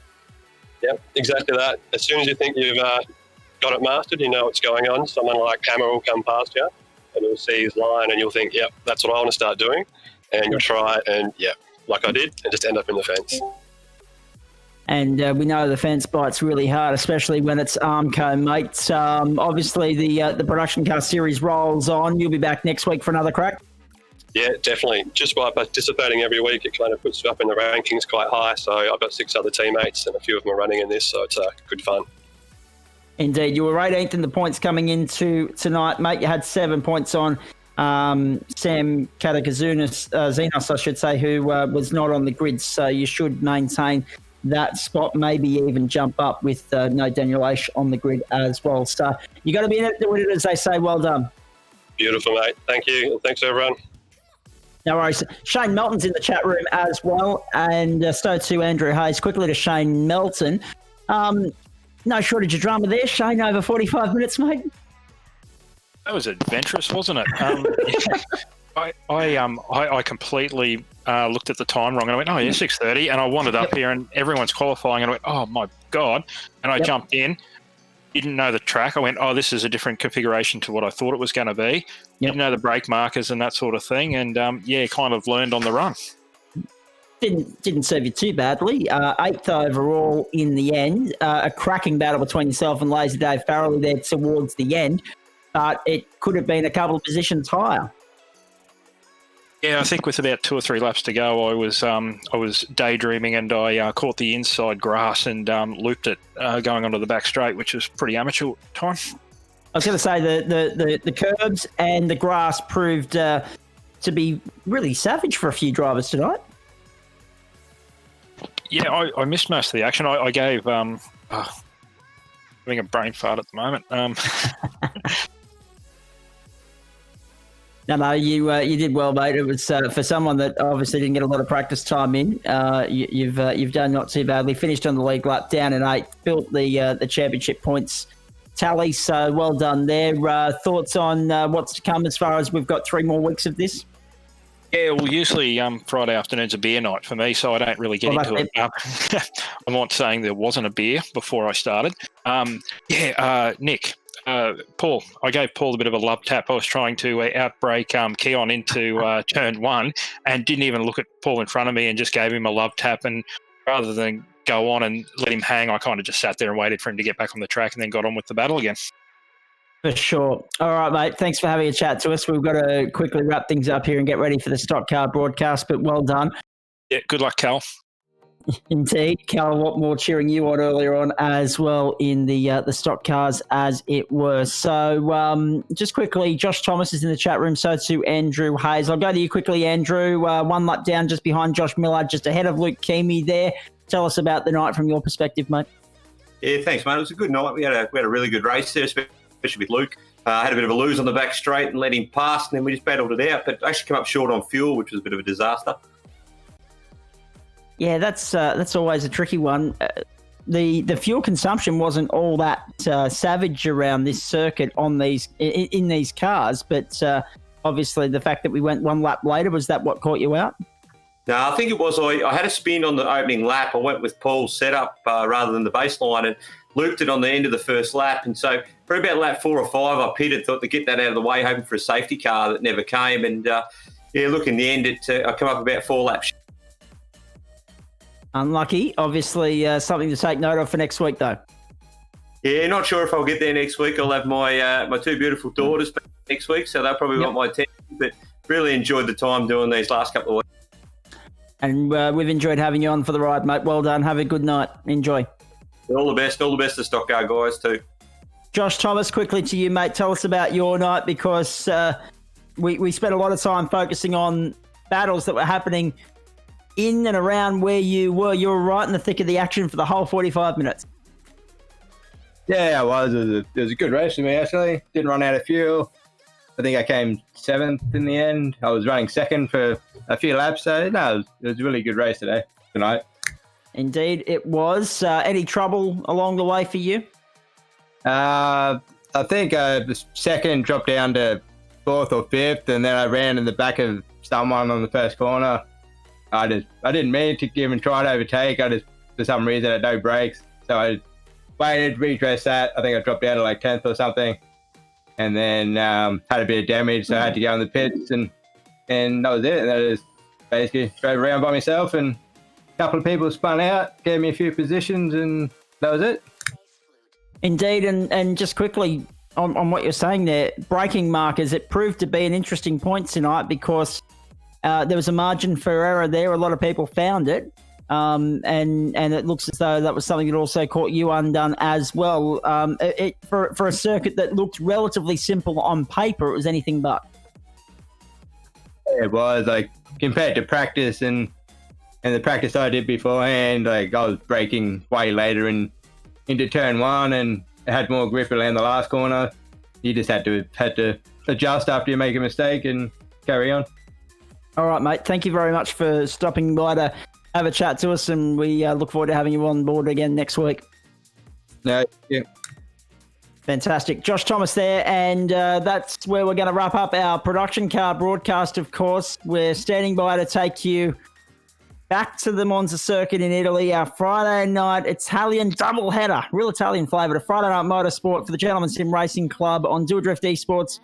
It will continue for you next year, of course. We're standing by to bring you all the action from the Italian, or the Monza Open as it is for stock cars here. We're looking forward to it immensely, and that'll be coming your way. Next, we're just going to take a couple of minutes here to reset and get ourselves trackside again to Monza, this time the full circuit and qualifying for the stock cars. All right, we'll just be a minute and we will be back shortly.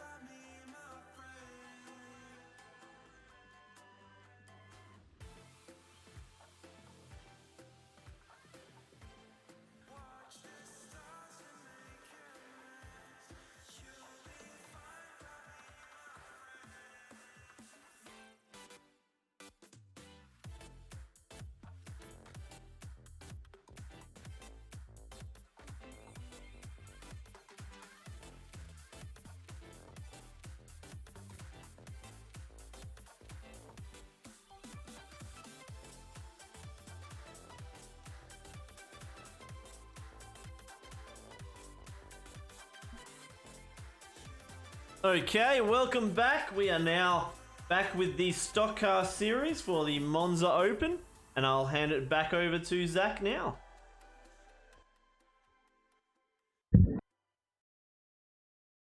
Thanks, Rob.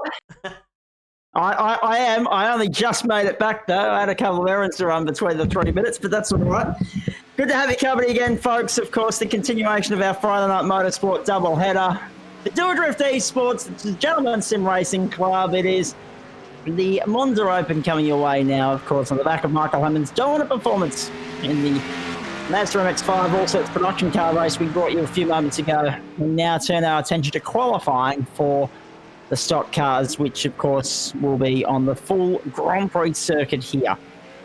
And I'm pleased to say we've got around 17 entries for this race. In fact, it might have jumped up to 18. It has.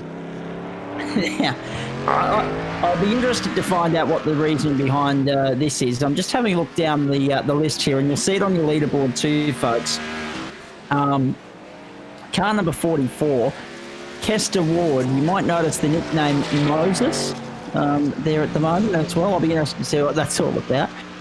I'm sure there'll be some interesting discussion with the boys in the chat room at the end of the race tonight. Now, what's also interesting here, and what I'm interested to find out, is we've got no Cal Watmore on our screen here at the moment. In fact, Anthony Visma's just having a spin in the background there. We've got Nick out there in the stock car having another crack on the double up duty. So too Trent Lavis, Adam Lavis. Know that Kester Ward's back out there. That's all good and well. We've got Brendan and Chris Whitaker back out there. But we don't have Glenn Postlethwaite or Cal Watmore. So, advantage Chris Whitaker, no doubt. But is this the night that the monkey finally gets let off? Trent Lavis is back as well. We'll wait and see. Paul Nichols not available to have a chat to me at the moment. I'm going to let Nick focus on the qualifying. Of course, last week Glenn Postlethwaite wrapped up the series with the victory at the Mount Panorama circuit in Bathurst, New South Wales. A phenomenal drive it was to hold off a hard-charging Carl Watmore. The pressure was on right at the very end. It was superb viewing, superb entertainment, and just all-around good motor racing between those guys right to the very end, and they deserved all the accolades that came their way as a result of all of that. The 23 of Adam Lavis. Just heading down into the S's at the moment. Down at the end of the back straight there. It's a shame we didn't get a chance to interview Adam after that last race, because he was doing exceptionally well. This is right. Up until obviously the crash. He's working his way through the field pretty fantastically, to be honest. I love how you worded that. It was all going well until, and there's always a but or an until or a then in motorsport terms, and unfortunately that was the case for Adam Lavis tonight. But no, you're right. He had a great run to a point, and then we'll look forward to having a chat to him about that. But also the difference between production cars and stock cars here. My cousin in the UK and I have been playing Call of Duty together, and he likes to always say, "Well, we were doing really well until we died." Yeah. Well, this is true. Like you said, everything's going great until it's not. 100%. Hey, for those of you playing along at home, full-time Friday Night Football, the Warriors over the Cowboys 37-26. The Cowboys finished with a couple of men in the sin bin too, so I'll be interested to see what that was all about. But yeah, there's a win for the Warriors, their second on Aussie soil.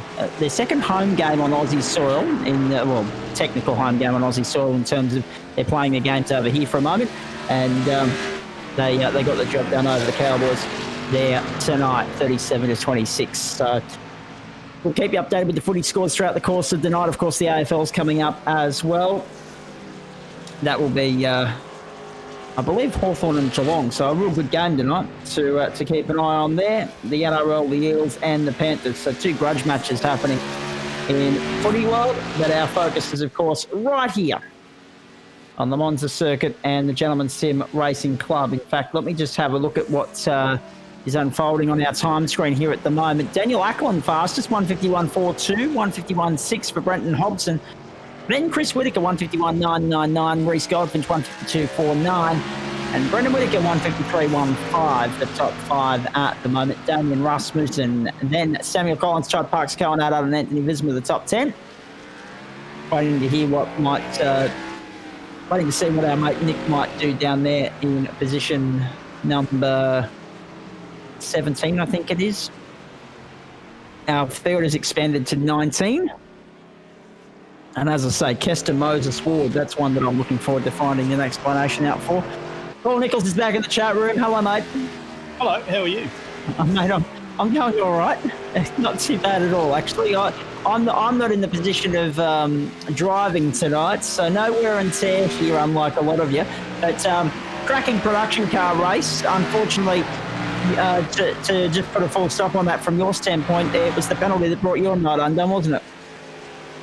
I had a bit of a strategy going. I thought I'd pit early and just put 6 litres in it, but entered the pit lane a little bit too fast and got a 30, I think it might have been a 40-second penalty actually, so pretty harsh. I'll talk to the stewards about that after the race.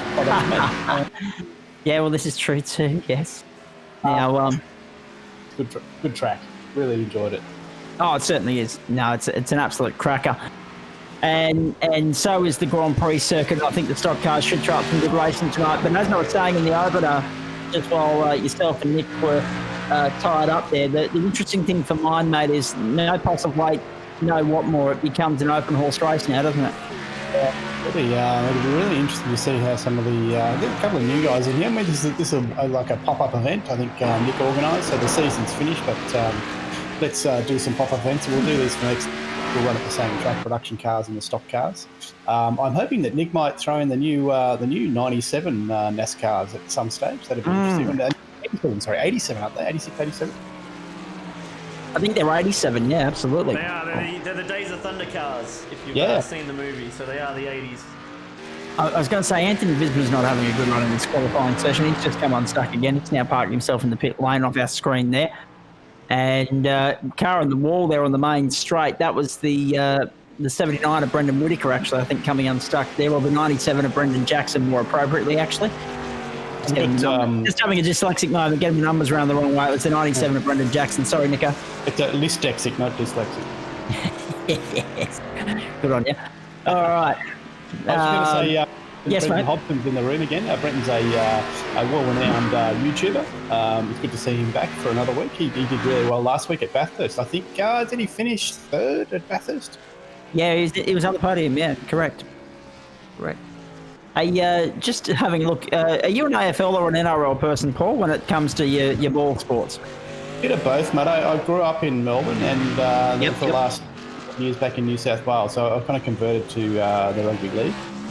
Fair enough. I'll keep you posted on the NRL as best I can throughout the night. I've just switched over to the AFL, and the Cats are already 3 goals up on the Hawks very early stages in the first quarter. So we'll keep an eye on our Friday night scoreboard within Friday Night Motorsport. The atmosphere. Lacking severely. In fact, that's the great thing about it. The only thing I miss by having it on mute here, because I'm commentating, is the commentary. You don't miss the atmosphere. There's none. Although they are building in sound effects into the broadcast, which is clever, but it's a little bit misleading for anyone that's watching at home that isn't aware of it. The old canned laughter, isn't it? Could you imagine exactly. Yes, bro. Could you imagine playing in that, Zach? Because there's something about the crowd cheering and everything. You know, if you've ever played sport, not that I've played anywhere that's as big as a big stadium like that, but even at a small level, having people watching, you really want to go so much, harder at the sport and play better. And I could imagine that these guys would be used to that, and then it would almost be like a training session to be there with no one around, right? Yeah, exactly right. It's a real mental, psychological thing, actually. When you think about it, it's definitely a thing, isn't it? Your home ground where crowd is your crowd. That makes a big difference to the way you play. I'm sure that the effort you put in. Absolutely, and the fact that there's no crowd there, I mean, you've now just got to spur yourself on rather than being, supported by the people around you. So, it's really interesting to see how players are adapting to that massive change in game day environment. It didn't really affect Collingwood or Richmond last night. Very low scoring game, but a cracking draw. And I think Geelong have a fortress there at GMHBA Stadium in Geelong. So they'll be looking to cement that, and I think it's working for them so far, being 3 goals up, 10 minutes left in the first quarter. Hawthorn actually just getting on the board now with their first goals. So, but one of those interesting things is you look at all the different factors here with regards to the AFL, the crowds and everything else. You've now just got to put yourself back into that club sport mentality. Like, I mean, you talk about grassroots motorsport, you talk about local rugby league, they all struggle to get a crowd. Some do better than others, but yeah, it's got that real sort of club feel, grassroots feel to it at the moment. So it'll be interesting to see how long that lasts for. They're talking about getting 10,000 plus spectators back to grounds as of next month. So, yeah, some really good news to come out of that cabinet meeting today. Still no clear information on when the bloody borders are opening, but we'll get to that another day, I am sure. Yeah, July, but some people are early July, some people are late July. In fact, the Prime Minister came out and said that Queensland will be open early July, and the Premier's come out and put a hose on that. She said, no, I haven't said anything about that yet. No, this is just becoming a game of politics, Zach. You just got to one-up someone, Yeah, exactly. 100%. You don't get to make that call. That's my decision. And I choose, what did you say again? Early July? I choose late July. Yeah, exactly right.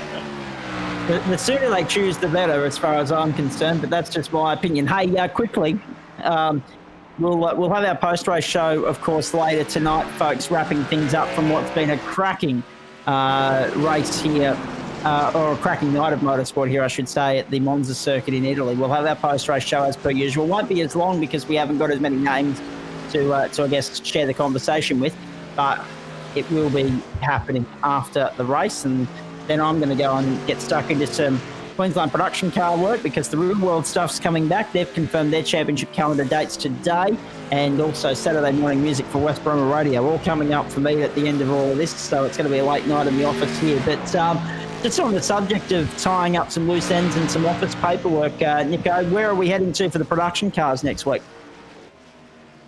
Nico Pop has a bit of a curveball to throw at us next week. Yeah, right. When Nico comes to the room, I haven't been to this track before, but it's got a roval section, so it's a oval track that has an infield. Yep. I've never driven on it. I don't think I own the track, but I'll let Nico throw that in when he joins. Yeah. I look forward to hearing all about that. There's no doubt. We haven't decided a car yet, so that we might do a lottery. Actually, we might just.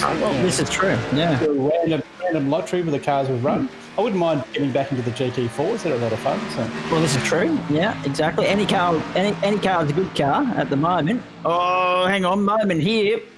Jeez, how did he gather that up? My goodness. I'll find out who that was in just a moment. Going through the right-hander there at turn 4. The 31, that was Reece Goldfinch. My goodness gracious me.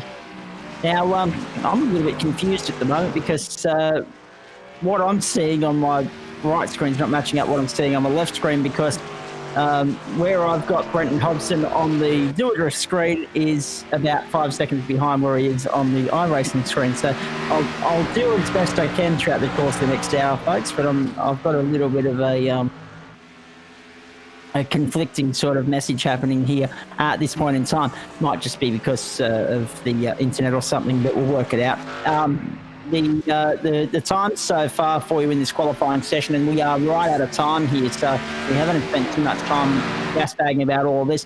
A lot of guys coming in to burn from the stern. I see Paul Jansen and Jackson Carlisle have joined the chat room. Bradley Cook's in there too. Chris Polly, Adam Lavis, Trent Lavis, Dariel, Jeff Colbert and Kester Moses Ward. They haven't set a time as yet, so what's that, 2, 4, 6, 8, 9 guys.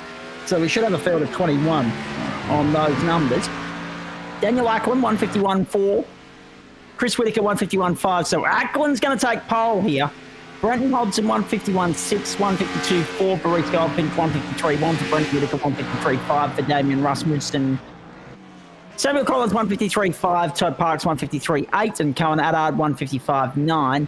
With Anthony Visner, 159.6 making up the top 10. Brendan and Nick making up 11 and 12 there. And this is going to be quite interesting to see how all this plays out tonight. A 1 hour race, so we're looking at 30 laps, but I just don't know if we get there with the time certain factor.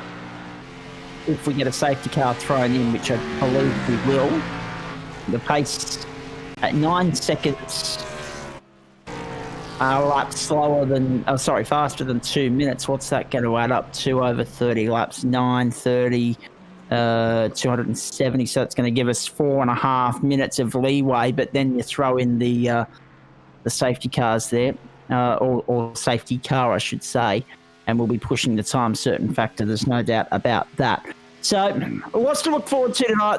The Monza circuit in Italy. Let's just update you on a couple of things here. We've gone to the opposite end of the day. It's 4:51 in the afternoon here, track time. Still May 15 is what the date is set to. We had a maximum of 35 pit stalls available to us here. The fuel limit is 50%. Unlimited tyres set in the race. Identical setup to baseline, of course. We remind you that there will be a pit stop required here. We're not sure whether it will be 1 or 2 over the 30 laps. A dry afternoon, partly cloudy, 18 degrees, 24 track temperature. Winds will be northerlies at 3 kilometres an hour, and we are getting set for a 1-hour race here. Pace car speed at 97 kilometres an hour. Pit lane speed 64. It's a track that requires a lot of full throttle usage. It will be very hard on brakes. It'll also be hard on tyres, and I believe that's why we were talking about doing the full Monza combined course tonight. The 131. Have a look at this. Just having a little bit of fun here. Cohen Adard, now that qualifying's wrapped up, just wrecking the engine before we go racing. Interesting to point out. I'm just having a look. The DQ limit, there's no limit there. Incident penalty count every 30 points, and also then 10 every 10 points after that. So that's going to be good fun. And I just wanted to touch on, pit lane speed limit 64 Ks, but what we were talking about earlier, the circuit, we were going to run the 10-kilometre course, the main track and the 4-kilometre oval combined. They opted not to because it was a bit savage on tyres. I believe that was the reasoning. We'll find out from the boys. For full clarification very shortly, grid looks like this, folks. It's exactly the same as I read through a few moments ago. Daniel Ackland on the front row alongside Chris Whittaker, Brenton Hobson, Brendan Whittaker the second row, Reece Goldfinch and Damien Rasmussen the third row. The thing that concerns me from an entertainment standpoint over the next hour, folks, but I hope you'll stick with us all the same, the 16 of you that are currently watching live on Doadrift Esports around Australia, if not around the world, also Twitch as well. The thing that concerns me is the gaps between the field there, the big size, the difference in lap times, I should say. Third row, I've just run through. Fourth row, Samuel Collins and Todd Parks. Fifth row, Cohen Adard and Anthony Visma. Then Brendan Jackson and then Nico Pop, the sixth row. Trent Lavis is alongside Paul Jansen on the 7th row. Adam Lavis, Chris Poller, the 8th row. 9th row, Kester Warden adds Ariel, 10th row. Bradley Cook and Jackson Cullo. 21st is Jeff Culvert, and that will round out the field. Pace car getting set, or pace truck in this case, getting set to head off. If anyone was wondering, you wouldn't have seen that, Zach. I did. What the hell was going on the screen there? One of the guys, 90 DZI, he cheered 100 bits on Twitch, and for some reason it didn't pop up on the screen. So I put the message up there, a little ad hoc. Very good, because I was starting to think that we were being your broadcast was about to be susceptible to a virus or something. I wondered what the hell was going on. No. At Doadrift Esports, we really appreciate when people cheer and use bits and everything like that. So if there's an issue with the stream, I'll do my best to fix it while we're running and then have a look at it afterwards. So thank you once again, mate. I really appreciate that cheer. Thank you. As do we all.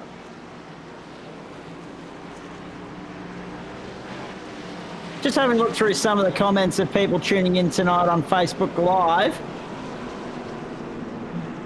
And nice to have you all along for the ride. Sometimes there's usually a silly question in there directed at me, none as yet. A la, why Zach gone silent, or what Zach driving, or whatever, knowing full well that I'm under commentating. But nothing tonight, so that's good. Pace car taking the field down to turn 11. Yes, Rob. I almost forgot the most important part. The message was that he cheered was go the skid control boys. So I almost forgot the message. Sorry about that. Very good. Very good.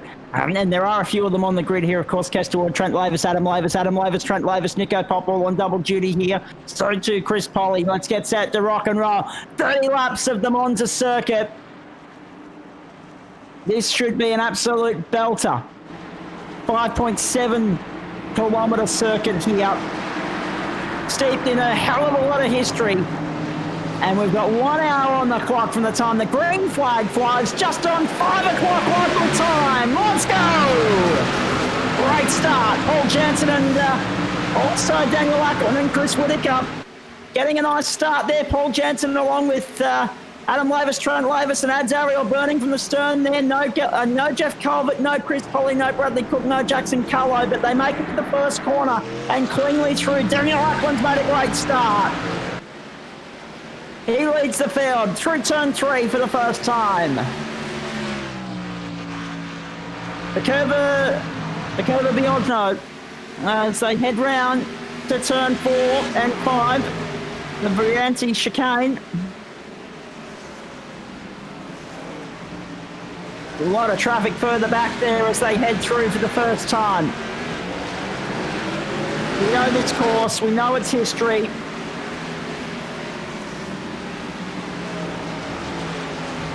And at 5.793 kilometres, of course, the race distance, and I'll tell you in a moment, as they head down the back straight for the first time. Sam Collins just avoiding a little bit of trouble in front of him there. Couple cars getting sideways, bogging it down out of turn 6 on the run down to 7.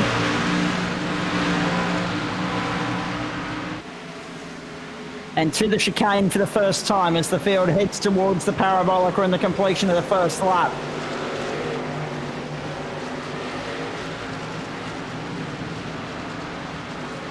Race distance scheduled for 173.79 kilometres here. Down to turn 11, first lap in the books. Be interesting to see who's done what here on lap 1. Coming out wide, just behind shot there. Through turn 11, the run down the main straight. Daniel Ackland's made a great start. 1.5 seconds clear of Chris Whittaker. Brenton Hobson, Brendan Whittaker. Then Reece Goldfinch, Samuel Collins and Todd Parks, the top 7. Move going on here further back in the pack. Trent Lavis looking to put one down on the inside of Anthony Visma. And back to the front of the field we go now. I'm flying solo at the moment. Rob's on director duties, but Nick and Paul are sitting in the steward's office at the moment, so we won't be able to talk to them just now. But we'll hopefully have Paul join us in the commentary box at some point during the next hour. For a moment there that I didn't have the director's feed to you after. Surely I put that on earlier. No, you've got that. That's all right. I'm looking at the leaderboard and looking at the director's feed at the same time, and I've got no one to bounce off at the moment, but that's okay. You keep an eye on the Twitch audience, I'll keep an eye on the Facebook audience, and we'll go from there. But good to have everyone on board watching the Monza Open from the Monza circuit in Italy. Of course, this circuit's scheduled to host real world racing in September with the Italian Formula 1 Grand Prix, steeped in history, of course. The home of the Tifosi, but it won't be a Ferrari winning tonight. Daniel Ackland, Chris Whittaker, Brenton Hobson, 1, 2 and 3 through turn 10 one more time. The chicane section there. Of course, it was Scari, and now the run down to the parabolic. But look at the lead that Daniel Ackland's already opened up to, folks. You won't see him in the shot. He's around the parabolic already, around onto the main straight. Chris Whittaker in there behind him. The battle we're focusing on at the moment is Sam Collins, Todd Parks and Brendan Jackson. With Jackson there in position at number 7. So Todd Parks has had a good start. Reece Goldfinch losing out on that last lap, losing out to both Parks and Jackson. He slipped down into position number 9, and no! Down at turn 1, locked it up, Todd Parks. Just as you talk him up. And now that allows Jackson to get through. He's going to be under tremendous pressure from Goldfish on the run round. The VODs no corner, the Curva Gronda, as they head down to turn 4, the Brianti chicane. That was a good save, actually, in the end from Parks, but he still lost out. It's Goldfinch that's got ahead of him, and so too Jackson. Parks will sit there in position number 8 at the moment. He was 6th. Sam Collins a free pass in 5th almost. Brendan Whittaker well up the road. Daniel Ackland's 1.8 seconds clear of Chris Whittaker, then 2.12 of the margin between 1st and 3rd. 3rd, of course, being held by Brendan Hobson at the moment. He's 2.5 seconds clear of Brendan Whittaker right now. Paul Nichols is in the chat room. At long last, the stewards' room will be... I'm expecting busy from the production car race, Paul, but as far as the stock car race, everyone seems to be behaving themselves so far. Yeah, I was actually talking to the other stewards, and it's been a really good start so far. But don't pin your head on that. No, not at all. Not expecting that to remain that way. That being said, the Gentlemen's Sim Racing Club, the etiquette is there, but racing is racing at the end of the day, and we do have accidents from time to time, as you saw in the junior race on the Mazda X5 race on the Monza Junior Circuit. I'll spit it out eventually, folks. Across the line we go again. Another lap in the books. Now, reminder, of course, 3 laps in, minute 50 lap times, 5.5 minutes in the books. We know there'll be a competition caution coming at some point, so we will be pushing that time certain factor. If we ran green the whole way and everyone ran a minute 51 the whole way, we'd probably make it by about 4.5 minutes on time certainty that the caution will indeed have an effect on that for us. How long it runs for, whether it's 1 lap, 2 laps or 3 laps. 3 laps will put us in a little bit of trouble, I'd say. But last week we got very, very lucky. We got back to the line with 5 seconds to go before that 1 hour mark. And it's an interesting question, one that I'll raise with Nick a little bit later on. Why did we have that supercars sort of element to our broadcast, in the sense that we've got a lap number and a time number to meet as well? If we went one or the other, surely everyone would be happy. But at this point in time, we're just not sure whether it'll be 30 laps or 1 hour on the nose. But we'll keep you posted as the evening goes on, folks. Stay with us here to keep up to date with all of that. Daniel Ackland, 1.1 seconds clear of Chris Whittaker. Brenton Hobson's closed in on Whittaker actually at the moment. That battle for 2nd and 3rd will be worth watching in just a moment. Now, I'm happy to report that my screen's actually not, is now back in sync. It wasn't earlier, so it's now back in sync, which is really, really good. And have a look at this battle, folks. There it is now on your screen. We've just cut to it. Chris Whittaker, Brenton Hobson. Hobson closing right up on Whittaker here. This is the battle for 2nd in the car race. They're trying to go with Daniel Ackland. They've not been able to. 1.3 seconds the margin 1st to 2nd, and Whittaker under tremendous pressure from Hobson as they hit turn 1. Whittaker holding on for the moment, as he has done right throughout the race, but Hobson's closed considerably in the last lap and a half.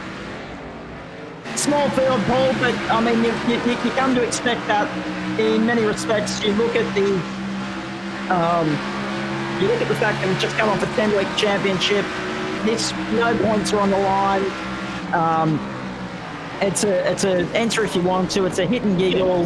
It's a little bit of fun. There's no necessity for everyone to be here. So to still get 18 starters is a pretty good achievement. Absolutely. And these cars particularly, I mean, I've spoken to you about this before. They're a very tough car to drive. Probably compared to a V8 supercar, these things are harder. If anyone's tried a V8 supercar, these things are certainly harder to drive than a V8 supercar. So yeah, really good turnout, bit of fun. So far the driving stand's been fantastic. I don't think there's anything we've seen that we need to address at all. So no, I agree. It's been phenomenal. And the other thing I was going to say too, now that we're out of that winter blackout, I guess if you can call it that, some of the boys have probably gone to the pub to have one with their mates or watching the the restrictions with COVID-19 were lifted off, and I think probably everyone wants to let their hair down a little bit, maybe go to the pub and have a meal, or so it's a really good turnout based on that. So hopefully at some stage we all get together and have a night out together and have a bit of a laugh. So I'm looking forward to it. It would be nice, just a matter of when, actually, as you say, because as we said earlier, we're still waiting for borders to be opened up, and in fairness, they shouldn't be closed at the moment, but that's an argument I'm not getting into at this point in time. No, not tonight. I'll address it in my radio show instead tomorrow morning. Ackland and Whittaker 1 and 2. Whittaker under pressure from Hobson still as they head down to turn 1. Look at our magnificent trackside cameras again. Massive thanks to not only Doadrift Esports for putting the stream together for you, of course, Robert Hazeldown on the team there, but also, of course, a big thanks to Adam Lavis for his assistance in putting all the camera track positions together for us. What you see is as close as we can get to the real thing in terms of where the cameras are situated, which gives it another realism type of effect to the broadcast, and that's and a feel, I should say, and that's what we want. So we want you to sit there and imagine this is actually happening as the real thing. A lot of people have actually made comment about, geez, it looks so real. Well, that's not just because of the software used by the team at iRacing, but also the effort that goes in behind the scenes to put the cameras where they are being beamed into your lounge rooms from around the different circuits that we race at. So a big thanks to Adam Lavis for all of his help on that. Yeah. Trent Lavis just going through on your screen there. But this battle between Whittaker and Hobson, it's well and truly on. Daniel Ackland, the surprise packet so far, Paul. Yeah, he's done very well, hasn't he? What has he got? A 2.1 second lead? 2.3, yeah. Something like that. Done very well. You know who Brenton Hobson is one of those mercurial drivers. He can drive anything. So he can drive dirt, V8 supercars, these things, and he has patience, which is really critical with a hard car to drive. And he's one of those guys who'll sit at the back there and just wait for someone to make a mistake. Sometimes that's all you need to do. Just put the pressure on. Just be patient. Just bide your time. Wait for your moment. And sometimes it falls into your lap. And we've seen that happen a few times this season already. 5 laps in the book now. 11:19 on the clock. Sorry, 6 laps that'll be. Getting ahead of myself there. 6 laps. So we're a fifth of the way through the race. And again, that comes into what we were saying earlier about, well, that's 11 and 19. So if you times that by 5, you're going to be just over the 56, just under the 57-minute mark. So we'll have somewhere in the vicinity of 3.5 minutes up our sleeve on these numbers. But again, cautions. Again, pit stops coming to play here. Have you heard from any of the drivers throughout the night, Paul, about what the strategy might be here? Will it be 1 stop? Will it be 2? How's the truck on time? I'm fairly certain it'll be a 2-stopper. Gotcha. Based on what Nico Pop's told me, definitely, I'm pretty sure it's going to be a 2-stopper. Even with a safety car, I think it's definitely going to be a 2-stopper. And tyres, wow, that's one of those things, isn't it? That's really part of the strategy. So if you're burning up your rears, you might do rears only, or you might do left side only. So it'll be interesting to see what happens. And I was interested to note that was tyres was the big reason why we didn't go to the full course tonight and we went the Grand Prix layout. Yeah, I think Nick did some testing there, and the full course with the oval section was just burning the right hand side of the tyres out, so wouldn't have meant for a very good race. I'd say that the tyres would have been destroyed. So I think a good combination this car on this track, certainly the GP circuit. And check out the new Ariel's paint job. I love it. The bin chicken. Ariel. Excellent. And what is it about alcohol in these guys? I mean, we were just talking about going to the pub and having a cold one. We've got Ariel holding a bourbon banner on his car at the moment, bin chicken bourbon. That's great. But then I'm looking at the right of my screen and I was seeing an ad during the AFL broadcast. The only thing that was less appealing about it was not the fact that it was Canadian Club, but it was the fact that it was Canadian Club no sugar. Otherwise, that would have been really appealing to me. But anyway, here's Adam Lavis on your screen now. He's chasing down, just having a look here, Kester Ward in the 44. So I'll be interested to see what the story behind Moses is with Kester Ward as well. Have you seen that on your monitor, Paul? I know the story behind it. That might be another question you need to ask Nico Pop. I think it's because he seems to be able to part the waters when he's going through traffic. Yeah. I knew it had some biblical reference. There was no doubt about that. I didn't think it'd be political, given the week that we've had. I thought it'd be biblical. Correct. Not political, biblical. Dear, oh dear. What a week it's been, eh? Just when you thought 2020 couldn't get any more nuts. Anyway, let's straighten up here before we get thrown off air for being, political. In other words that I won't use at this point in time. Daniel Ackland leads. There's Trent Lavis on the screen at the moment. He's having an all right run as well. He's sitting there just ahead of Nick, of course. And actually now just ahead of Todd Parks as well, Trent Lavis. He's got by Todd Parks on the last run around. Yeah, Nick Parks losing some ground, actually. Nick's done well to burn from the stern and sit there in 10th. And down the back straight they go one more time. So 7 laps in the books. Race speed a little bit slower than quality speed. That was to be expected. Nico's just got round Todd by the hood. Nick's down on the inside. Yeah, that was not unsurprising either, Paul, as they head down into the Ascari chicane and then on the run towards the Parabolica. That's one of the great things about Monza. You know the circuit by those famous corner names. And that stock car of Todd's a 16. It's just all over the place at the moment. He cannot keep it straight to save himself. It's been skating all over the place in the last lap, and that's why not only Trent's been able to get by, but now Nick as well as they come around onto the main straight one more time. Out of turn 11 onto the main straight. He may have burned his tyres up early, I'd say. Quite possibly. That was always the talking point. It'll be interesting to see when these pit stops start, whether they're going there. There's one car in the lane already, actually. Our Dariel's in there, and I think we've just mentioned Todd Parks. I think he's gone in as well, and Chris Whittaker too. So there's a fair bit going on down there in the lane at this point in time. Not unsurprising. Chris Whittaker is in the lane at the moment. 38, actually has been in the lane. He's now at the top of your screen there, chasing down Damien Rasmussen and also Adam Lavis. So a pit stop complete for Chris Whittaker. Right time around, Rasmussen moves out of the road. Whittaker goes through. Whittaker goes through into position number 11 at this point in time. Be interested to see where the order shakes out here at this point in time. Not sure when the competition portion gets thrown in this race. We never are. It's a random lucky prize guess, I guess. You could say that. Hey, Adam Lavis had a big spin there at the chicane at turn 4 and 5. The Varianti, and that's brought him unstuck, and he loses out to not only Damien Rasmussen but also Chris Whittaker, and Kester Ward I think got through as well. What's interesting is we're not yet at the 10 lap mark, Paul. So if they're working on a 2-stop strategy, which clearly Chris Whittaker is with a stop that early, he's going to be running 3 different length stints, and he'll probably save the tyre wear for a couple of laps under the caution whenever that might be. But he's clearly running, instead of going a 10-10-10, he's clearly gambling on the earlier pit stop here. Yeah, I'd say so. Look at a couple of other cars going to the pit now. So Brendan Jackson's one of those in the 97. Yeah, Sam Collins is just ahead of him. Brendan Whittaker in 2. And in behind them is Trent Lavis. So pit lane fairly busy at this point in time. I'd say that would be the tyre wear for all of them. They're getting 9, maybe 10 laps out of a set of tyres. So.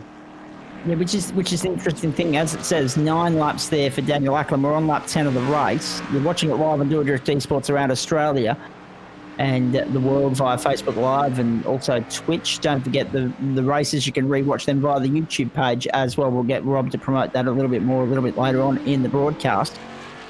Cars coming in and leaving the pit lane. What's interesting is what Paul said, 9-10 laps. So they're looking at lap 18, lap 17, somewhere around there for the next stop, pending the safety car, whenever that may get thrown. Reminder, there's no cautions in the last 10, so it'll get thrown sometime before lap 20, in which case some guys will come in before, some guys will come in after, some guys will come in during that caution period. And if that caution period gets thrown around lap 16, 17, Paul, it's almost worth the gamble in terms of track position to put the fresh set of boots on during the caution. Even if you might have to squeeze an extra lap out of the tyres, it'd be far better to get the job done and take the risk under the caution rather than a green flag pit stop.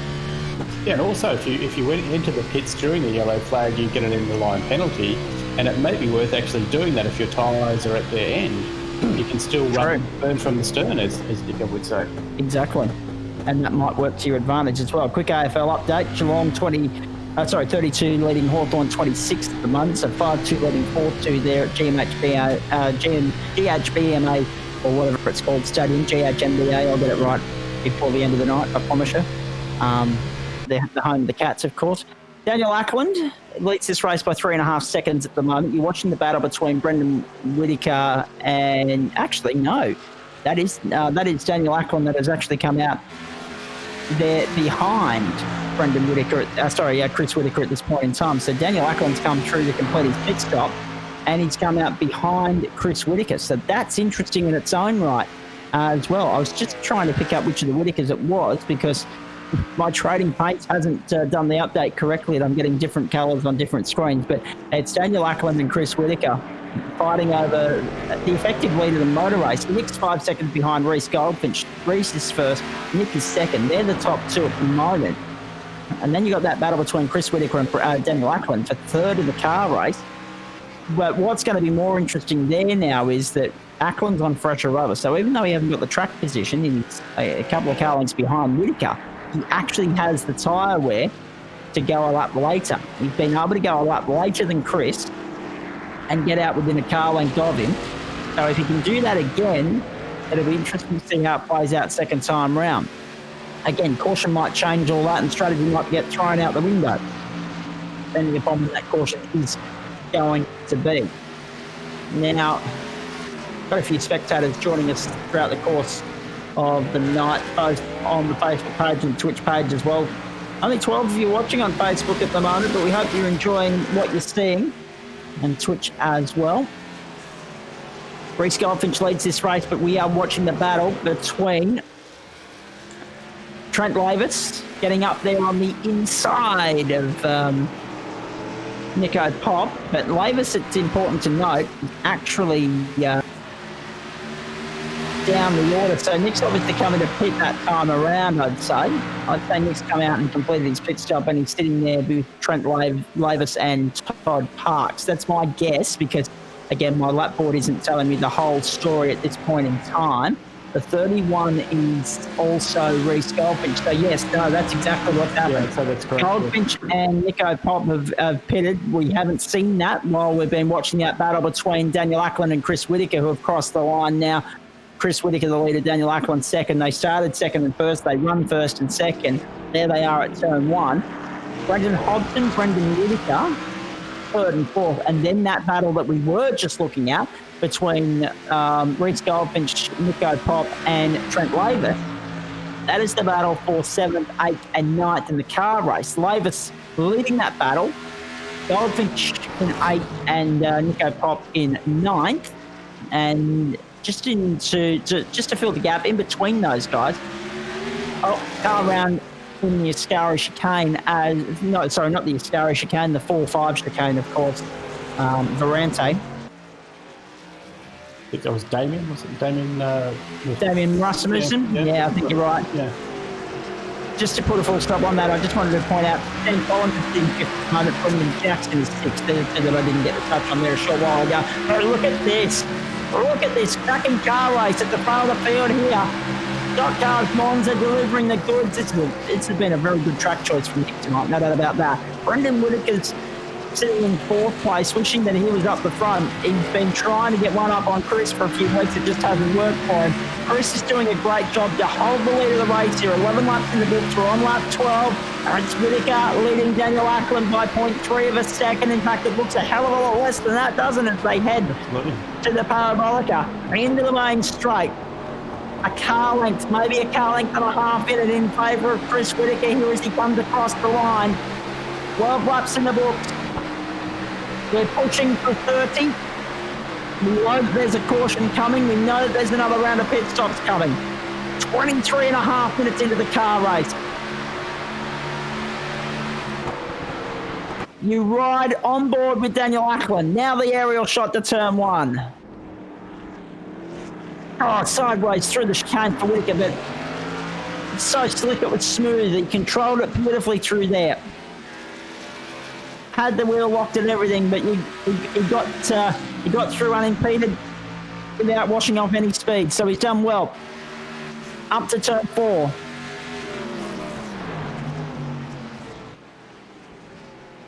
what a great race this is turning out to be. Adam, I'm just trying to pick up who's gone off there at the Variante chicane, whether it was Adam Lavis or one of the other cars in the field. It was one of the other cars in the field. Couldn't quite tell you who at the moment. Might have been Colin Addard actually in the 131. That's number 88. Paul Jansen then, if that's the case. It's either Paul Jansen or Brendan Hobson, I think. Actually, that's the interesting thing. We've got a 088 and an 88 in the field, so we've got the best of both worlds there. And they're both next to each other on the reference, or on the relative. That doesn't make it any easier for anyone, does it? So into the Scary chicane now, onto the back straight that takes us down towards the Parabolica. I'll get some clarification. Paul Jansen in the Heineken car. Paul Jansen's the green car you're looking at there, the 088. And Brenton Hobson in behind, then sitting third in the car race at the moment. Chris Whittaker leads through the Parabolica back onto the main straight. 13 in the books. We're not quite half-race distance. There's the caution coming. We're interested to see what all these guys are going to try tyre-wise on the last lap here.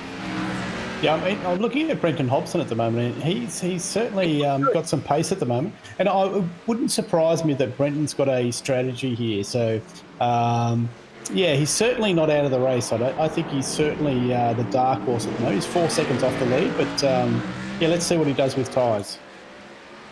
Agreed. Be interesting. As I say, of course, everyone pitted around 9:10. If that caution waves...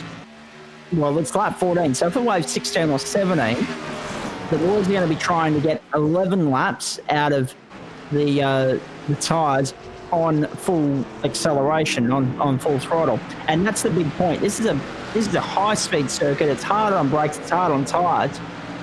But if we get a caution lap 16, 17, that's a restart lap 19, 20. So you're going to be trying to push 11, 12 full throttle race laps out of a set of tyres, and that may not be easy for these guys. They'll be skating all over the place on the last couple of laps, I would imagine, unless they take the risk and pit under green once the race resumes. But I can't see anyone being silly enough to do that, not when it's this close. Have a look at this. There's Trent Lavis on your screen now. You have the aerial shot there showing you the top of the car. Beautifully presented car for skid control, of course. His teammates, Adam Lavis sitting down in 12th, just behind Kester Ward in 11th. And Nick's on the fringe of the top 10 at this point in time. And, it's Friday Night Motorsport for Doadrift Esports, direct from the Monza circuit in Italy, the virtual world. There's the caution. Now, this is interesting. That's the caution. Bang. Right when we were talking about it. Lap 14. Now, there's two questions here, Nico. The first one is fuel. The second is tyres. We're looking at a restart. So that's 14. We normally get a 3-lap caution. So 15, 16, 17, 13 laps to go once the race resumes. If this does run for 3 laps, this caution. Do you get home on tyres? Do you get home on fuel? Lots to work out in the next 10 minutes or so. I would say that once the pit's open, they will definitely top up fuel. And I would say they'll all change tyres if they're smart. They'd all run to go 4 tyres. Then it might be just a splash and go at the end there. So we'll see. Based on fuel economy now, I think if you can save some fuel now under the safety car, you may get home, but very sketchy. So we'll see. Bruce Polly is the one that threw the yellow flag. He's in race control for us tonight. So thanks to Chris for his hard work in there. And, of course, thanks to all the great members and organisers and admin staff in and around the Gentlemen Sim Racing Club for making it all happen for us on a Monday night and a Friday night, of course, around Australia on Doadrift Esports. And, of course, Monday night, we had a little bit of confusion regarding this with regards to the Melbourne Design GT Series, because our calendars were saying one thing and the online calendar was saying another. But I believe we're going Phillip Island on Monday night, then Brands Hatch. Is that right, Paul, or is it the other way around? That is correct. So Phillip Island, then Brands Hatch, and then the last round. There's 2 more rounds, I think. Definitely Phillip Island next week. I'll check the roster, but Phillip Island next week will be a cracker. Phillip Island, then on to Brands Hatch, the Grand Prix circuit there, a 45-minute race. Then all roads lead to Mount Panorama Bathurst. And that will be an absolute beauty for the finale of the Melbourne Designs GT Series, June 15, June 22, June 29, right here on Doadrift Esports. And of course, we'll confirm the venue for next week's stock car prod car doubleheader at the end of this race. But this has reached a critical point and an exciting point, and we've been talking about it for a few laps because we've been looking at where Chris Whittaker pitted, where Daniel Ackland pitted. Ackland pitted 1 lap later, so he's on fresher rubber at the moment, but that goes out the window because they're all saving on tyre wear behind the caution. They're all looking now at, can we make it on, what have we got, lap 15? So there's 15 laps to go as soon as the pit's open. Can we make it on that many laps in terms of fuel and tyre wear? Are we going to have to make 2 stops from here? Does this all of a sudden become a 3-lap race? A 3-stop race. Lots to sort of consider and play out here over the course of the next few minutes. But Chris Whittaker, by stopping earlier, has got himself out in front of Daniel Ackland. And as we say, whether that's an omen for Ackland being able to go longer on, so instead of pitting 1 lap later than Whittaker this time around, it would have been 2 based on the same numbers. If he was getting 8 and 9 out of a set, that would take Whittaker to 16 and Ackland to 18, and then serve Ackland well in terms of tyre wear in the back end of the race. But it all gets thrown out the window now because of what we're seeing here. And it's Chris Whittaker, it's Daniel Ackland, it's Brendan Hobson, Brendan Whittaker, and Sam Collins, the top 5, Brendan Jackson, Reece Goldfinch, Trent Lavis, and Todd Parks, the top 9, with Nico Pop sitting there in 10th position. Sam Collins continues around, but you have a look at the logjam that's forming in pit lane right now. Whittaker, Ackland, Hobson, all in. Collins continues round. He's not alone, he's not the only one to opt not to stop this time round, but there are so many cars in the pit lane. Virtually the full field. 4, 5, 6, 7, 8, 9, 10, 11, 12, 13 of the 19, or 18, I should say. They're still, well, make that 17 because Bradley Cook's no longer running and no longer Cohen Adard either, so that's 16. So 13 of the 16 have pitted this time around. It's a race-off pit ride between Ackland and Hobson. Ackland has got the job done. Whittaker maintains the lead. Ackland second, Hobson third, on that corrected order, given that we've still got Sam Collins out there as the effective race leader now. I'll be interested to see who else opted not to stop behind the caution. That was interesting. I expected everyone to go in there, Paul, but by my count, I should say, geez, I'm having a shocker tonight. I think we had 2 or 3 cars opt not to. And just as I say that, I realise that I'm talking to myself at the moment, so apologies for that. Paul's jumped out of the chat room. I dragged Nick in to have a chat, but I can't do that at the moment either. What is Todd Parks doing right now? I have absolutely no idea. He's just sitting there with the box full of neutrals, it would appear. You're looking at him on your screen there, folks. He's the only car left in the pit lane. He's not going anywhere. Getting his disco on. Have a look at it. Halfway mark of the race, folks. Lap 16 of 30 here. Just a quick update for you. Friday Night Football. Hawthorn have now got a 1-point lead over the Geelong Cats. It's 5-4 playing 5-3 there. In the NRL, of course, it's Parramatta against Penrith at the Bankwest Stadium in Sydney, and it's the Panthers at halftime leading Parramatta 10-0. That's a surprising result, given that Parramatta are top of the table at the moment, with 4 wins from as many starts. So could be a little bit of an upset heading our way on a Friday night. And the game in Geelong is on a knife edge as well. Now, we've just had Paul Jansen in the 088 go by the safety car. So he'll go around and rejoin at the back of the field here. Lights are still on the safety car, so we'll go around one more time. 2 cars getting released. Anthony Visma, Adzario will also go around. Todd Parks, I don't know exactly what the hell's going on there, but we'll find out for you very shortly. That seemed weird that he was in the lane 2 minutes longer than anyone else. Half race distance, not only in terms of laps, but also time. Last time by the line, we went to lap 15 was 30 minutes and 44 seconds. 14 laps to go next time by the line. and one more lap at least behind the caution. The adds aerial entry on your screen there, heading around the back of the circuit down towards the Ascari chicane, or the S as it is. We've got Paul Nichols back in the chat room. What's the news from race control, mate? We've got one more lap under safety car. Yep. We've got a couple of waved around cars, so a couple of cars got their lap back. Ads Ariel, I think, might still be a lap down, but we'll wait until they cross the start-finish line to check that. Yep. Yeah, so I think I'm not sure how many cars went into the pit then, but I think we've got 30. What have we got? No, we've got 22 minutes to go. Something like that. Yeah, so interesting to see if they can get home from here. I don't think they will, but we'll see. It might be very close, actually. I was going to say, the clock says 25, and the lap count is 17 of 30, so 14 to go, 25 minutes. They don't make it home on my numbers. No, I don't think that's splash and go either, and you definitely won't take tyres to be slash and go. Well, I'm more looking at the lap number as well, because you've got to consider that 30 is the race distance, but on time, I don't think we get there. Yeah, true. So you've got to weigh that up as well, whether it is going to be a splash and dash or whether you just chance it, knowing that we're going to be time certain here, I think. I don't think we're going to the full 30 lap. Yeah, correct. Yep. Which I must have been a lot surprised by, because when I saw that it was 30 laps or 1 hour, knowing there'd be a caution, I knew we'd be pushing it. Pushing the proverbial uphill, so to speak. So we'll wait and see what all that means. But stick with us, folks, because we'll bring you as much as we can here.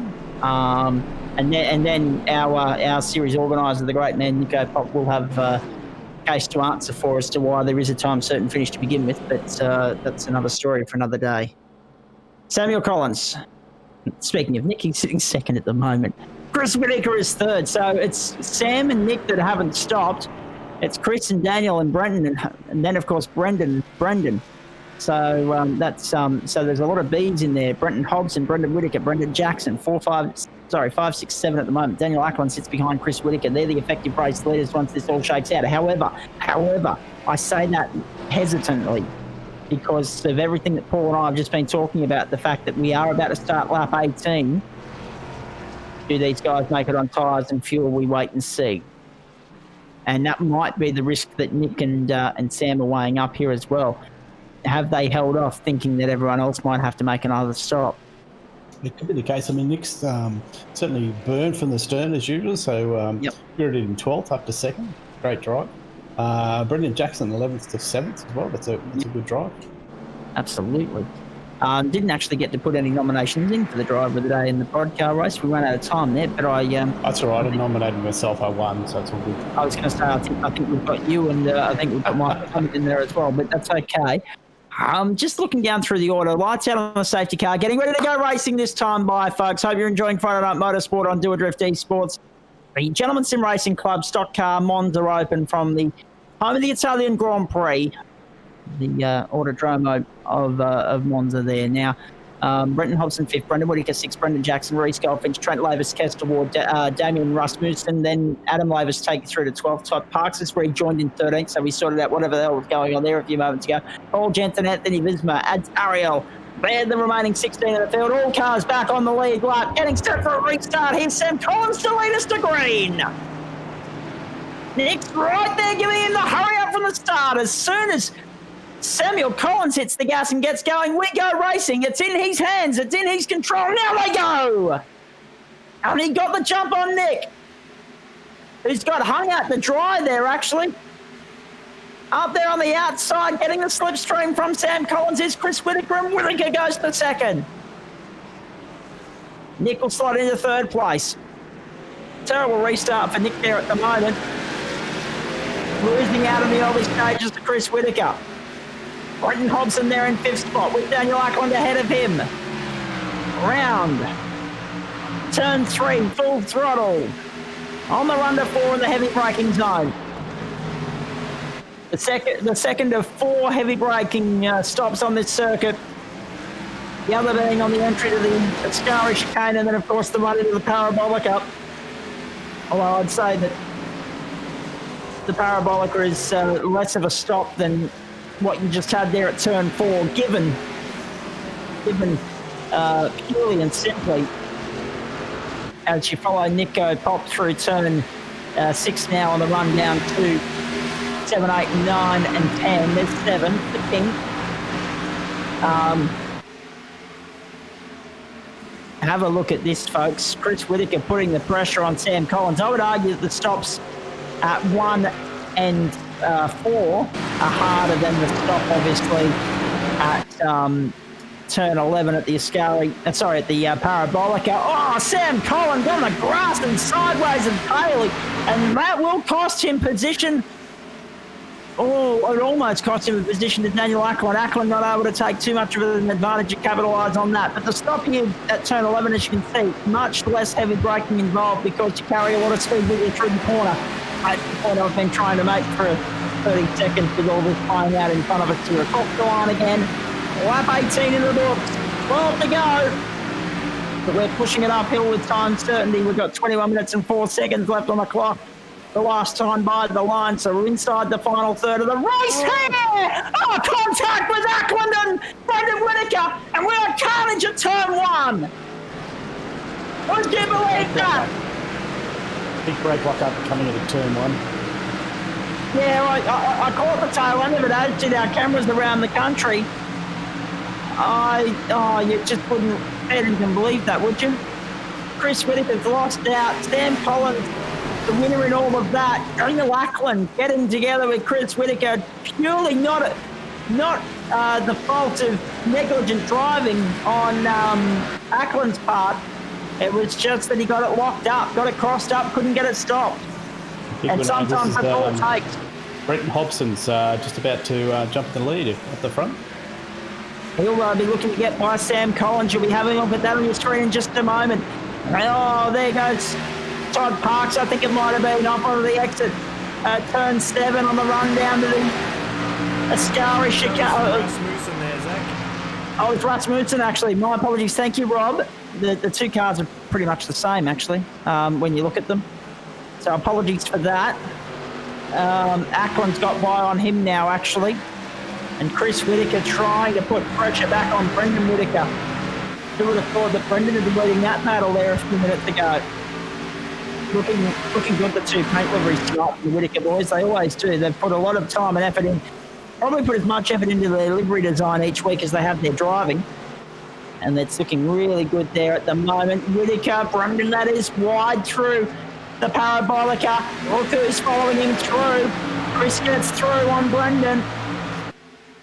And we've got a 4-way fight for position here. Let's run 3 wide down the main straight. Why not? On the run to 1. Oh, what great racing this has been. A great fight. Brendan Whittaker holds the line. Chris Whittaker there and behind him. This is the battle for 6th and 7th on the racetrack. And then Brendan with his nose in front in the 79. Reese Goldfinch, Daniel Ackland, then Todd Parks, who I mistook a few moments ago for Rasmussen. In there behind him.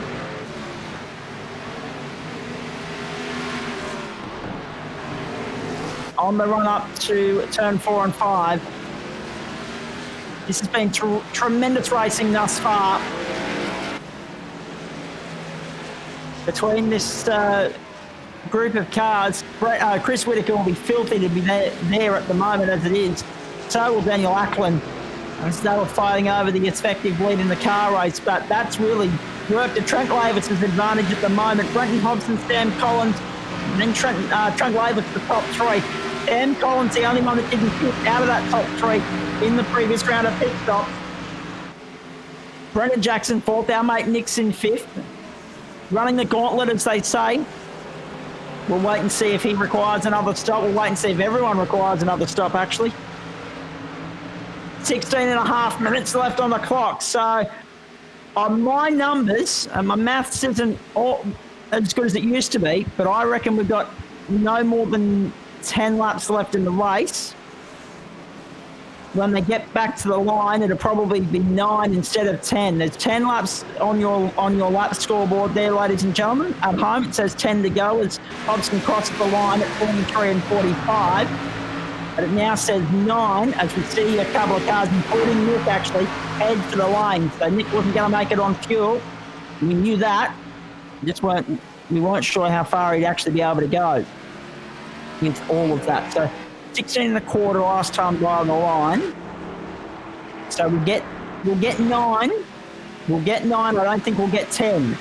It'll be touch and go as to whether this race runs full distance. But the fact that we're now inside the final 10 means that we run caution free right to the end.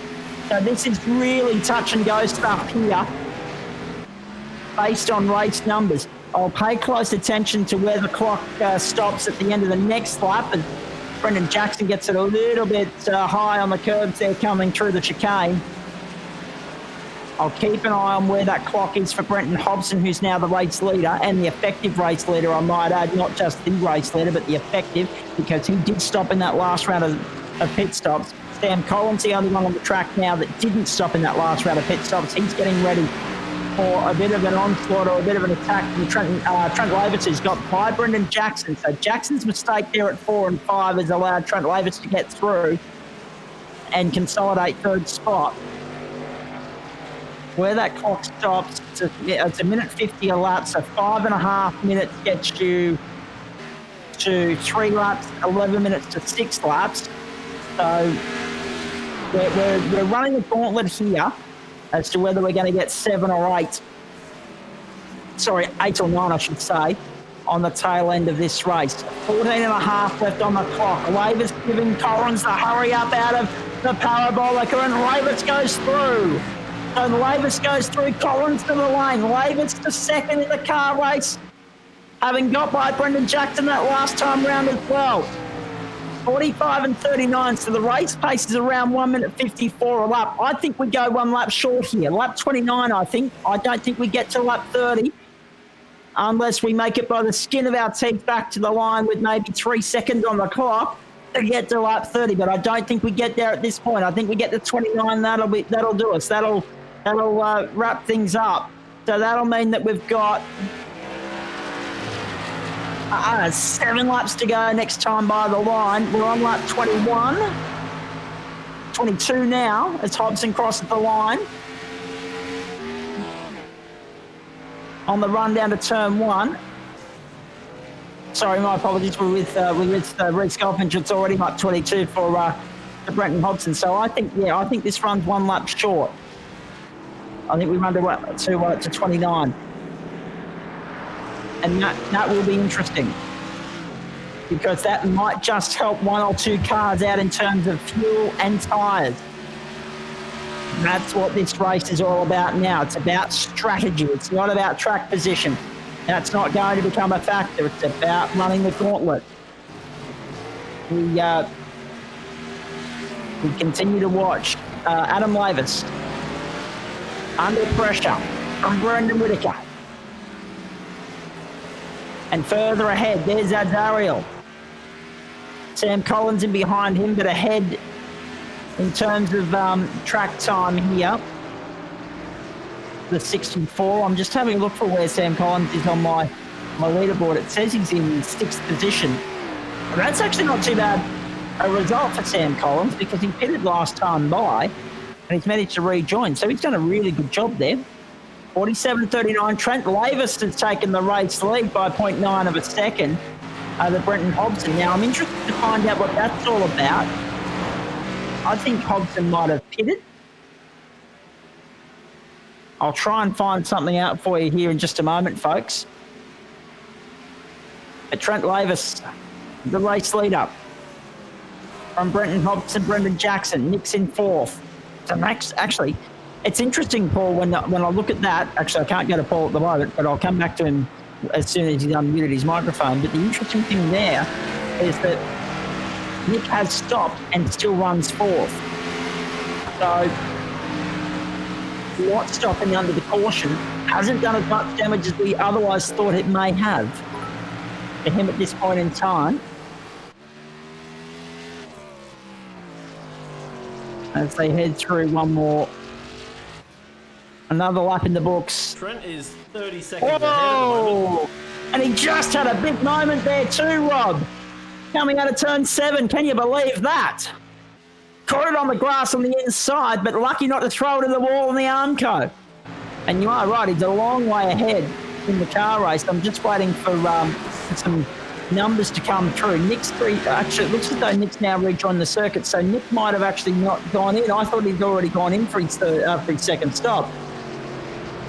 But it's actually happened that time around, so he's lost out a little bit more. And he's come back out around just ahead of Sam Collins, just behind Sam Collins, actually, I want to say. So Sam Collins has actually won out of that and Nick hasn't. So my apologies there. I've misled you, folks. I actually thought that Nick had already done his second stop. Not the case. Lavis, Brenton Hobson, then Brendan Jackson, 1, 2, 3. Then Nick's in 4th. Then Todd Parks, Kester Ward, Paul Jansen. Then Reece Goldfinch and Daniel Ackland. Then Sam Collins making up the top 10. Have a look at the crowds looming at Monza. Oh, it's dark out there. Approaching 6 o'clock local time. 10 minutes left in the car race. 10 minutes left. So that's going to be the better part of 5 laps when they come back across the line.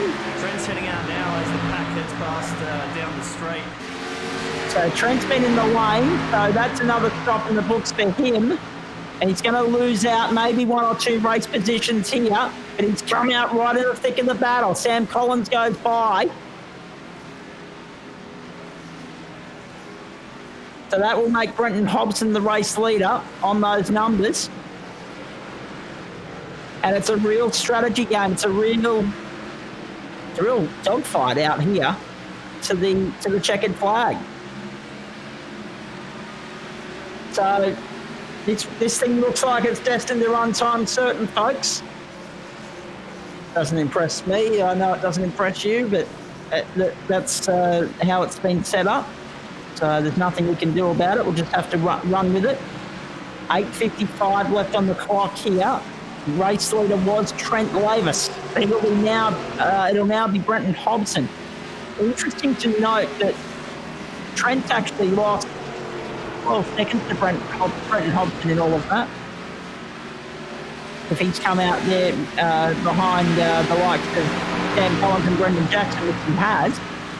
So, yeah, he lost the 21 seconds and then he lost a further 12 to Brenton Hobson, who should be closing in on the start-finish line next time round. Car, the 31, Reece Goldfinch wide through the Ascari. And that's caused a little bit of a knock-on effect there for Brendan Jackson. And also Damien Rasmussen in behind them.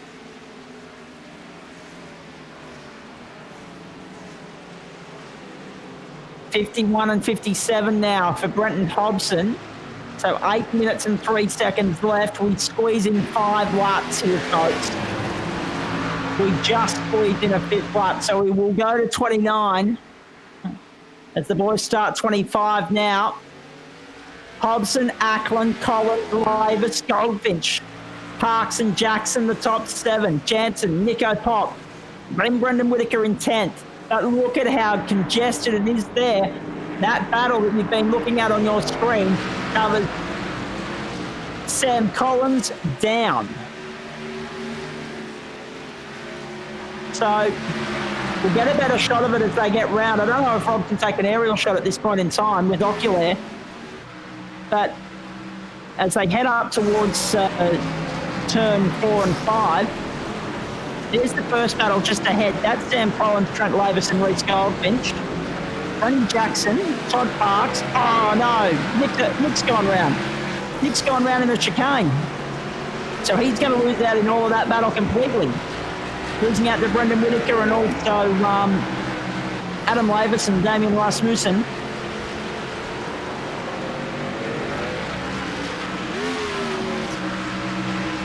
What we've been left with here, Daniel Ackland's 10 seconds behind what was the race leader, Brenton Hobson. And I believe Hobson still leads the race. I'll clarify that next time by the line. He's 2 seconds, Ackland to Collins. Collins under pressure from Lavis. Goldfinch in the grass and in the dirt and losing out to Todd Parks. So Todd Parks goes through in a 5th spot. Brendan Jackson putting the pressure on. So too Brendan Whitaker. Paul Jansen's in there as well. Hold your breath, folks. This is a cracking finish in the scrap for the top 10 here. Whitaker's gone wide through the parabolica. Dogfinch back up. He's inside. So Hobson leads by 10 seconds. We're 4 laps from home. We're going time certain by 1 lap here. When there's no way we'll squeeze in 5 here. Not with 6 minutes and 30 seconds left on the clock, or 5:30 as it is now. Hodson, Ackland, Lavis, Collins, Jackson, Parks, Goldfinch, Whitaker, Rasmussen.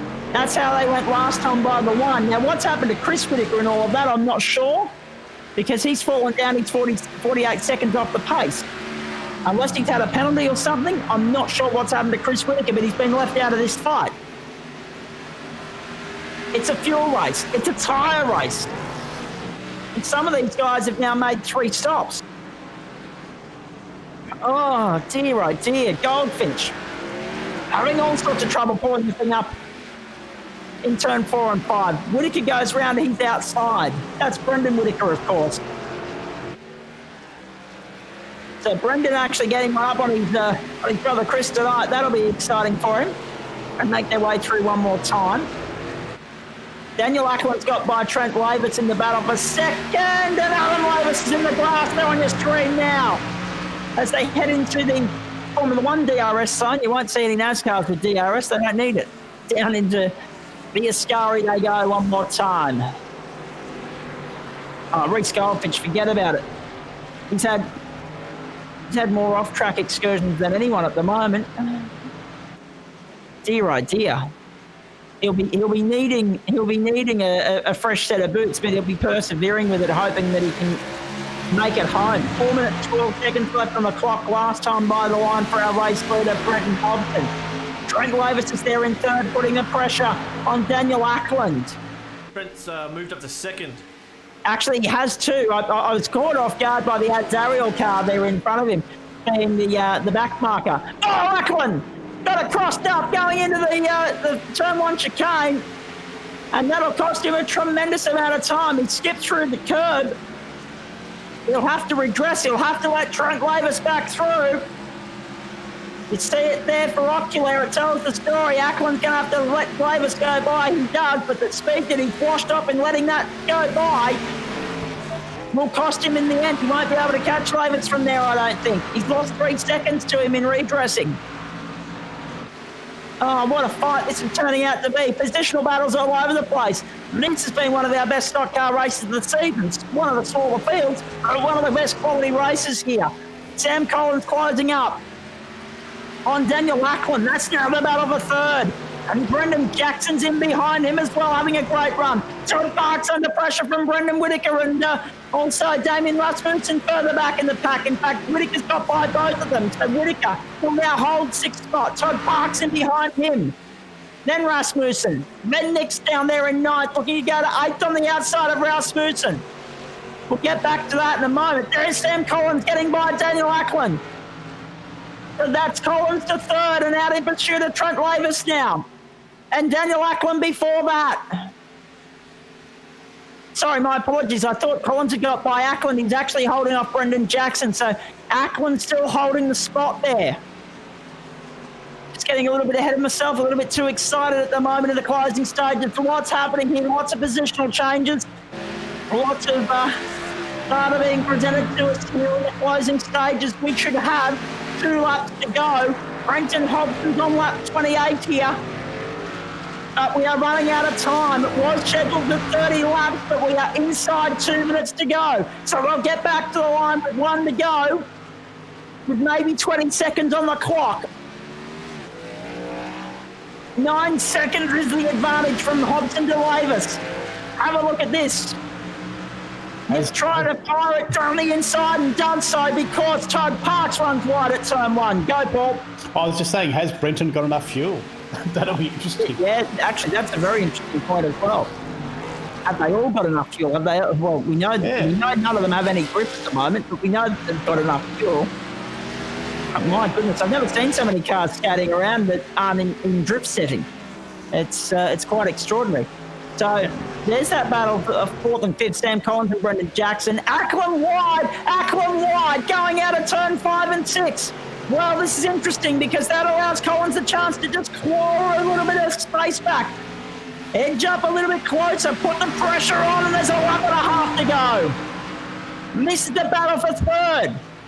There's nothing in this, and Brendan Jackson's in with a chance as well. So Ackland, Collins and Jackson, they're on your screen all sideways going into the Ascari. Hobson will get back to the line with about 20 seconds on the clock, and the last lap board will be in the air. When he does, down towards the Parabolica. Last lap board flies. 18 seconds on the clock, 17:16. He got back with 15 seconds to go. Did Brendan Hobson, so he'll get one more lap in. As will they all. Trent Laver second. He's got breathing space enough to hold second at the moment. Daniel Ackland third. Sam Collins putting great pressure on him at the moment. Brendan Jackson sitting there in 5th spot. Long gap then back to Brendan Whitaker. Forget about that. He's got pressure from Todd Parks and Nico Pop at the moment. In fact, Todd Parks has dropped out of it completely.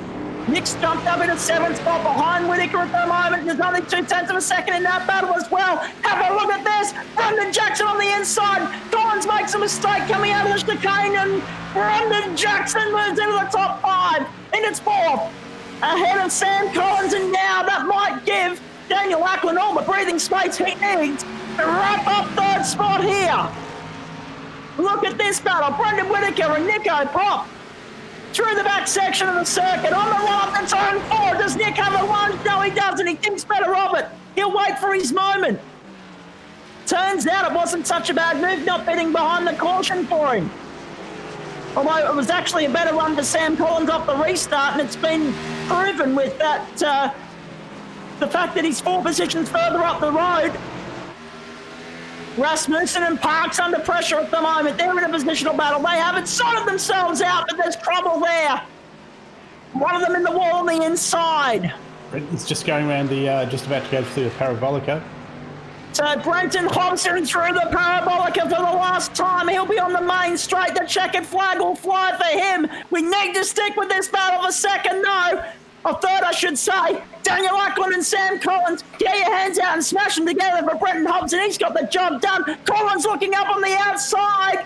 Can't get the job done on Brendan Jackson just yet. Jackson just needs to get it out of the Parabolica way okay to get the job done. And he does that. Very nicely done. Oh, he's lost traction. Oh, Collins loses it on the exit. Collins loses it on the exit of the Parabolica. And Jackson goes through to get 4th. What a race that was. The screen just had a little bit of a freeze here. I missed that moment where Collins had to lose, but all Jackson going through on the inside. Hobson gets the job done by 7.9 seconds in the end. Trent Lavis home for 2nd. And there's a monster shunt post race on the start-finish line, as you can expect and appreciate. Brenton Hobson, nicely done. Trent Lavis 2nd, 7.9 in the rears. He had 4 seconds over Daniel Ackland. Brendan Jackson and Sam Collins, 0.3 of a second separated that in the end. Incredible stuff. Brendan Whitaker held off our good mate Nico Pop by, 0.4 of a second. Barely any more than that. Then Damien Rasmussen. So it was Todd Parks that had the off-track excursion on the last lap. He come home 9th. Adam Lavis 10th. Trent Lavis is just having some fun throwing it around, doing good donuts and skids and burnouts. Throwing his stock car into the wall there. Brenton Hobson, well done, job done. 7.9 seconds in the end, and Monza has thrown up an absolute treat for us. Although, unfortunately, we went time certain, so we had it scheduled for 30 laps. We got to 29, and in the end, no one was stopping Brenton Hobson tonight. Strategy play was a big talking point in that race. It will be in our post-race show as well. Looking forward to having a chat to quite a few of the drivers here very shortly.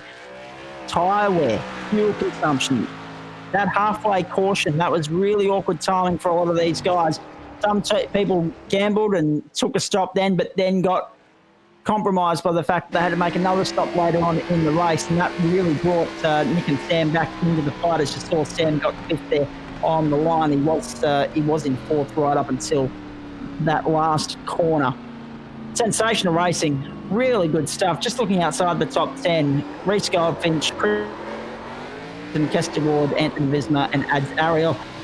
I don't know exactly what happened to Chris Whittaker tonight. I'm sure we'll find out, and we'll attach the language warning to it immediately right off the start before we do get going here. Because Brendan Whittaker's actually been the better performing of the Whittakers tonight. So I'll be interested to see what Chris's thoughts were on all that. Let's start with you, though, Nick, because we didn't get the chance to have a chat to you during the race. No one dragged you in during the post-race, during the caution period either. That was a real dogfight for much of that race. It threw up an absolute belter, didn't it? Oh, everywhere you could see there was people battling for position, getting inside, outside, just every corner. It was way better than I anticipated. Sorry, I'm just having a chance to take a breath here after about a half an hour, but go on, sorry. Me personally, I went into conserve mode at the back there. It wasn't such a big field that I was going to get run over by people coming from behind. So I just jumped in a conga line and just followed. Because we knew there's going to be a safety car. You know there's going to be a safety car. So I just take it easy up to that point.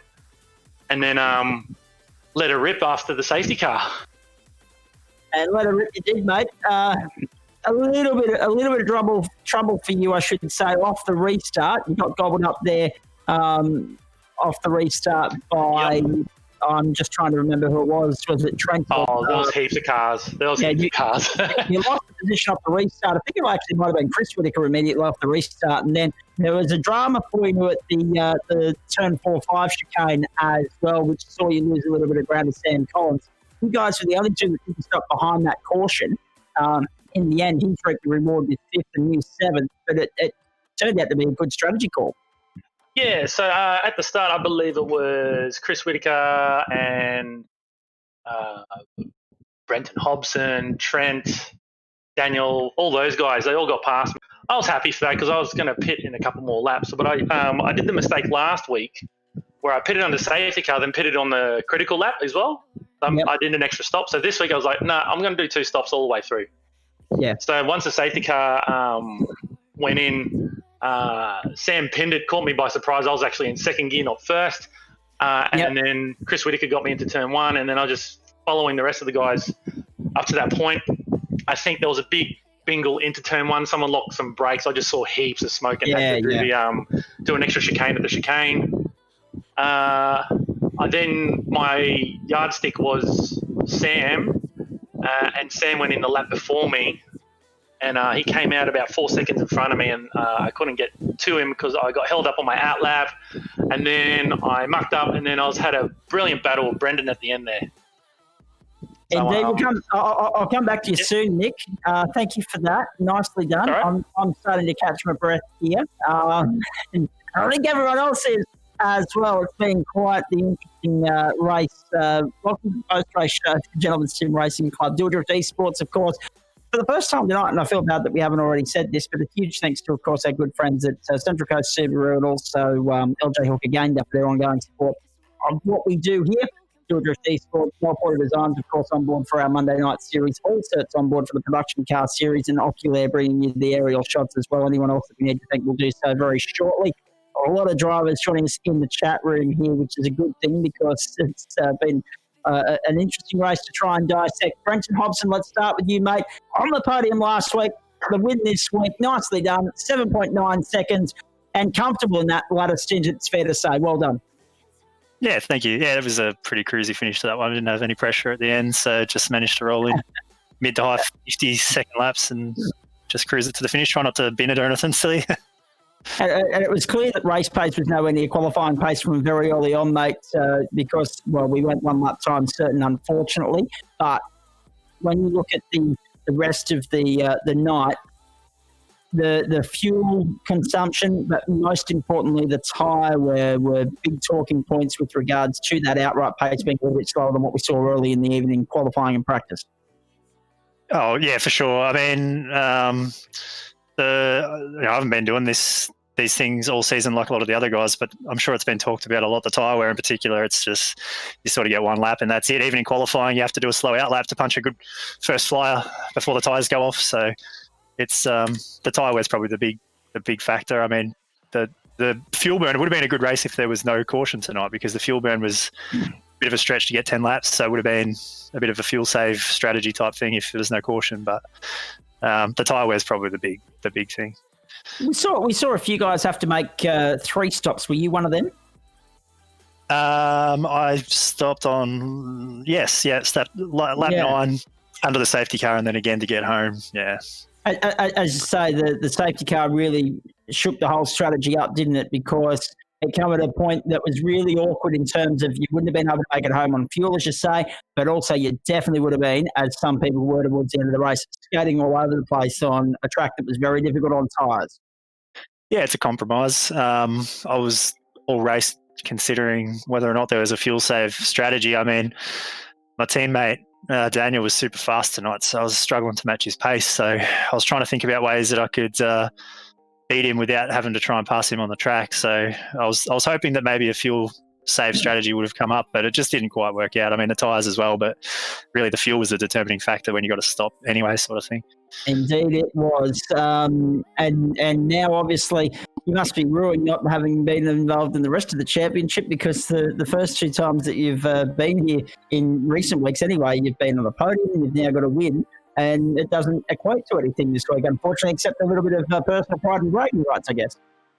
Yeah, that's all right. I've got a few teammates here again tonight, so I can go and give them a hard time for beating them all tonight. But I can thank Akers for that, because he really was the man to beat really tonight. He had the fastest pace, I think, of everyone, but got into a bingle, so that was lucky for me, but unlucky for him. But I mean, the championship would have been fun to race in, but we had a few guys that did it and did it well.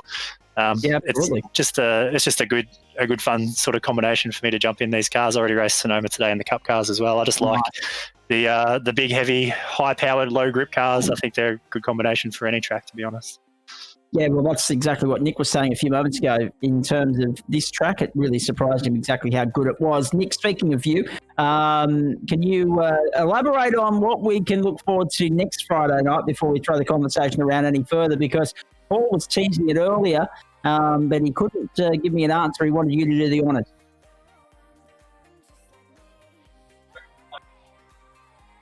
Nico, are you there? You there, Nick? Sorry, housemate, talking to me. Sorry, I missed the question.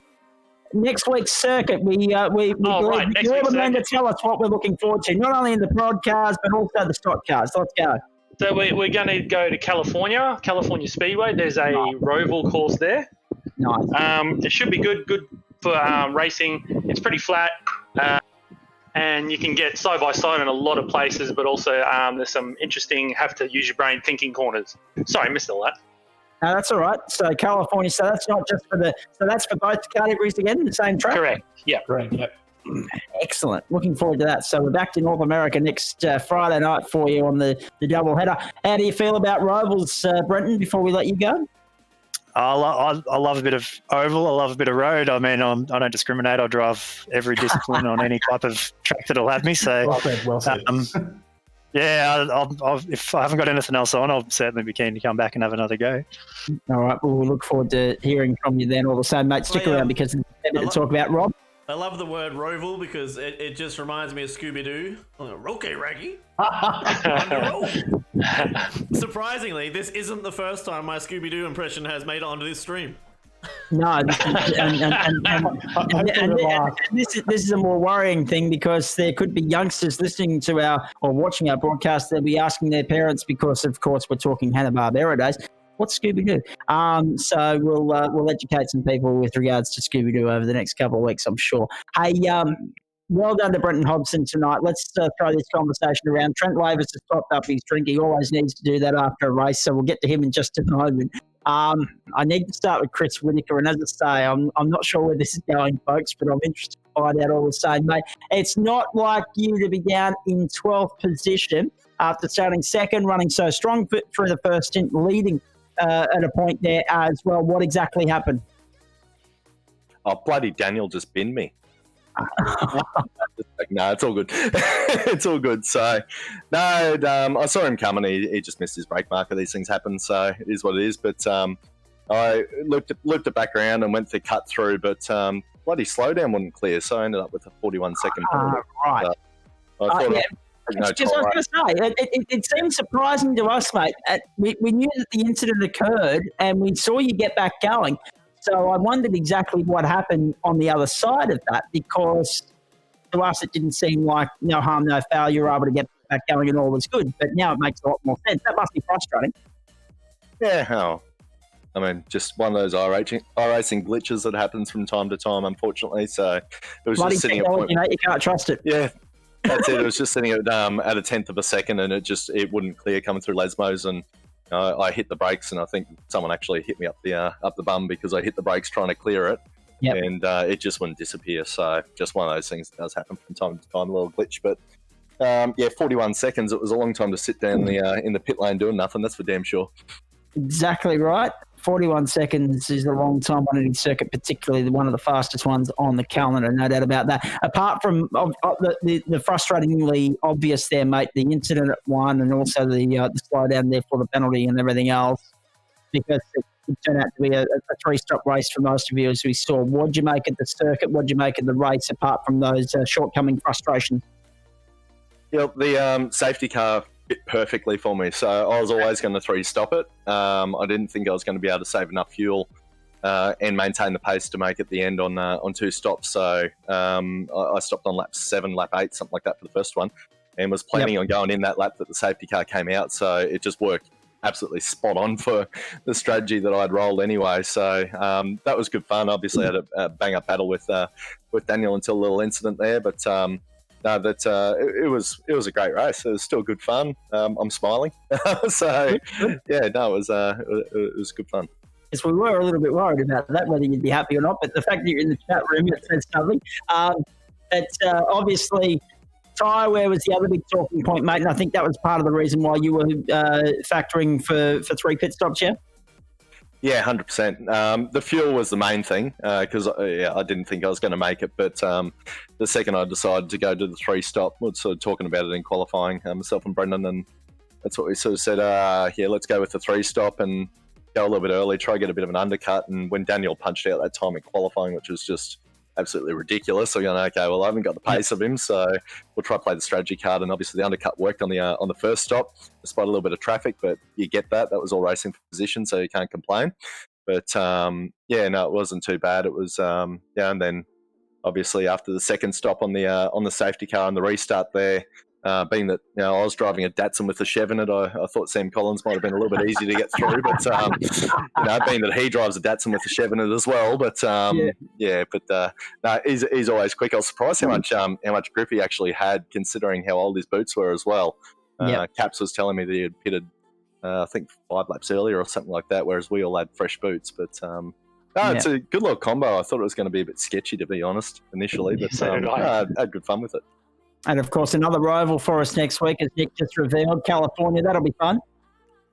I actually missed that one. I was grabbing another beer. What track is it, sorry? The Auto Club Speedway Road Course.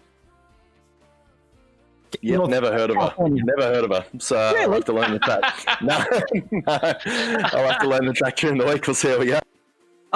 As soon as he said what it was, I knew the circuit because, of course, we know the Auto Club Speedway, which is where the stock car race it's I think 1 or 2 races a year, and there is a rival course there. Now, the only reason I know that, and I have to educate you all here, if you remember back to the glory days when we were able to watch sport 24 hours a day on free-to-air television, courtesy of the digital channel 1, which is now 10 Gold, of course. Don't get me started on how downhill free-to-air sport's gone in the last 10 years. They actually had live coverage of the Grand Am Rolex Sports Car Series back then. And one of the circuits that they raced on was the road course at the Auto Club Speedway, the Rivals. So looking forward to next week. It'll be bring back Grand Am memories of about 3 a.m. on a Monday morning from way back when. So that'll be good fun. Hey, we'll come back to you soon, Chris. Thanks for having a chat there, mate. Let's throw this conversation around. Zariel, if you can unmute yourself, I'll just quickly get a comment from you before we go, mate. Through the rest of the top finishing order. You're still relatively new to this, Caber, but you seem to be enjoying yourself. 2 laps down, last of the finishes, but hey, what a good night it was. There was action aplenty, wasn't there? Yeah, at least my new livery looked good. Yeah, Well, paint, that's exactly paint job right. of the night. Paint job of the night. I've been trying to show it as much as possible. I love it. Talk to us through the inspiration for that, mate. What was going on? Drive on wild turkey, so I thought, why not give it an Aussie flavour? Go the bin chicken. Bin chicken. I'll tell you what, you always enjoy a cold one after these races are unfolding. It's no wonder that we see some alcohol-inspired liveries throughout the course of the evening. The road courses, obviously not common ground with stock cars ads, but you seem to be enjoying the transition into sim racing. Yeah, I just love driving these stock cars because it's like trying to wrestle an alligator, especially around Monza. Of course, for those of you watching in Australia, they're not aware of what he's saying there. It's like trying to wrestle a crocodile. Yeah, exactly. Alligators and crocodiles, how good's that? Good work, mate. Thank you for that. So stick around, though. Listen to the post-race conversation. We may come back to you at some point in time. Trevor Lavis, let's go to you. 7.9 seconds off Brenton Hobson in the end. Geez, every time you get close to winning these stock car races, there's across the way to one of his bloody teammates there trying to get in your way. Oh, mate, I had no chance to catch up with those boys. They're 2 seconds a lap faster than me, easy. I just got a crap load of luck, I think, along the ways. That sort of helped me out quite a bit. I almost had a bit of trouble there with Adzi there coming out of the first chicane. I'm like, no! But we managed to sidestep each other, which was good, and press on. Fun. Yeah, how to get a second place? That's my best result. Second place, exactly. 7.9 off the win, mate, and you were 4 seconds up the road from Daniel Ackland, Brendan Jackson, and Sam Collins. A couple of the guys are in the chat room. We'll get to them in just a moment. But in all of that, I have to say, when you look at the result there, a complete polar opposite in terms of luck compared to what you had earlier in the evening in the production car race. Can we just focus on that for a moment and the carnage that you always inadvertently found yourself in throughout the course of that 45 minutes? I think I had some candy hanging off the back of the bumper. Everyone wanted to have a taste of it all. So it was good fun. The production race was the last minute decision. Sorry, mate. You got some more hits than Elvis.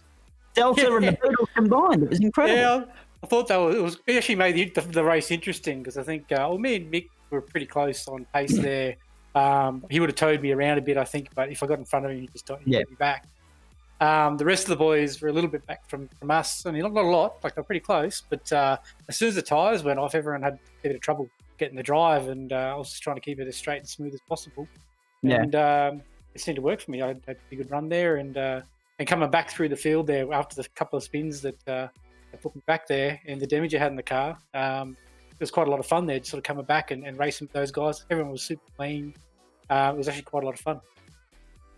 Indeed, and as far as the two races are concerned, which car did you prefer best tonight? Because I mean, obviously, two completely different circuits when you factor in the fact that you slice out half of Monza to do the junior circuit. I think for the circuit and car combo, Nick nailed it tonight. What did you make of both cars and racing Italian style for the first time this season?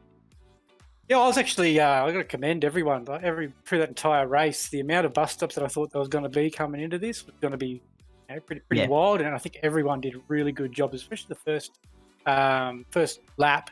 It was incredible how well behaved everyone was. I think that's a testament. I was surprised too.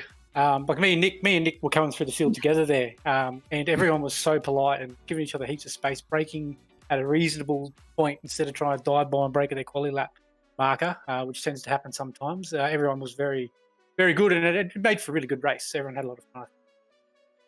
Yeah, indeed. No, it was absolutely fantastic. Not just the production car race. What I must say is well done to you for the way you drove back through not once, twice, and nearly three times in the production car race. That was really good stuff there, and of course a great result here in the stock cars, mate. Well done. Let's move the chat around a little bit. Adam Lavis, I'll come to you for a moment because you were in both races as well. You were in the wars in the production car race as well, and I think you had a couple of moments in the stock car race. You came home in 10th. Tell us about the night.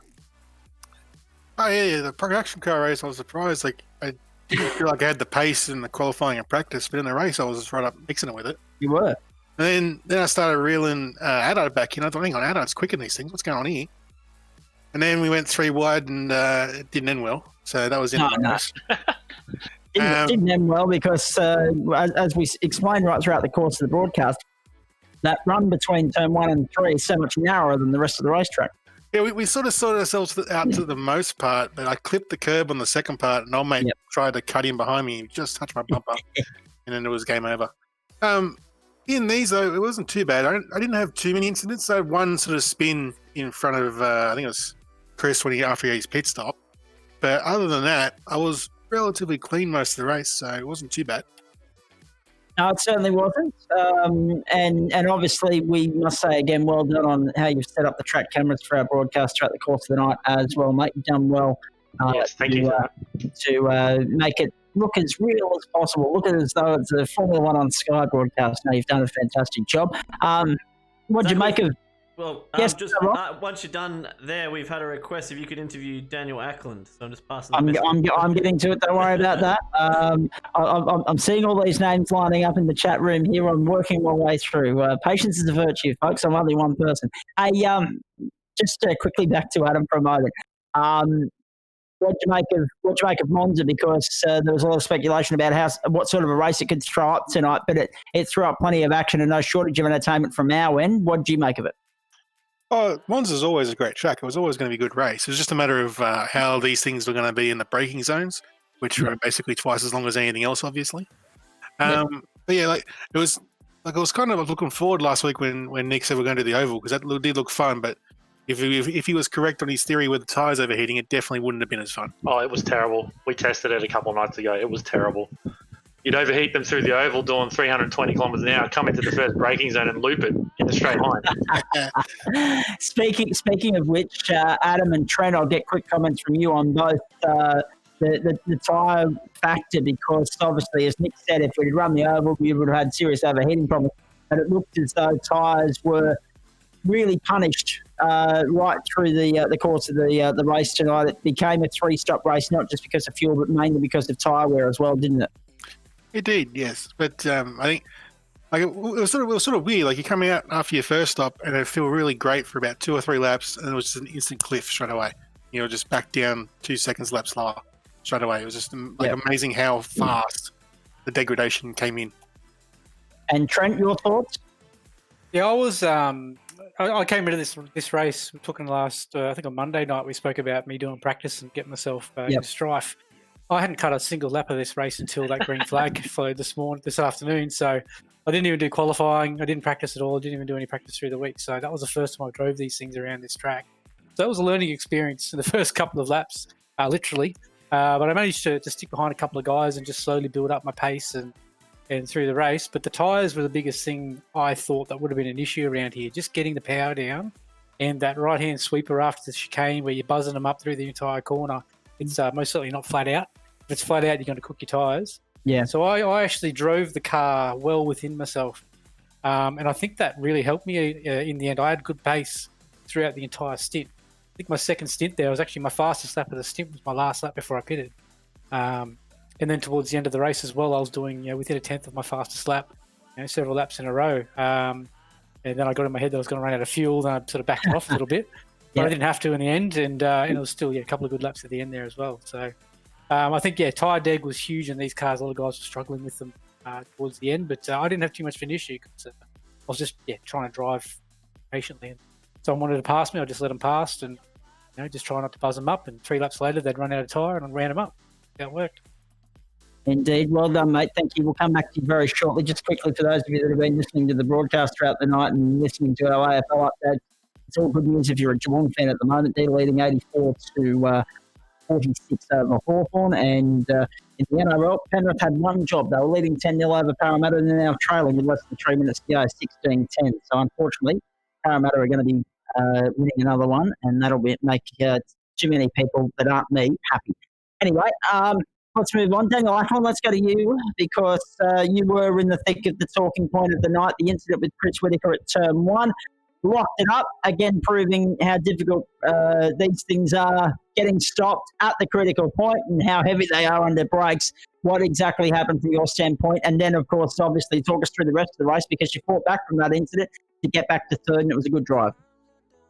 Yeah, mate, geez, I'm glad you came to me now. Or my bladder was going to have a bigger bust up than what I had with Chris there if you didn't.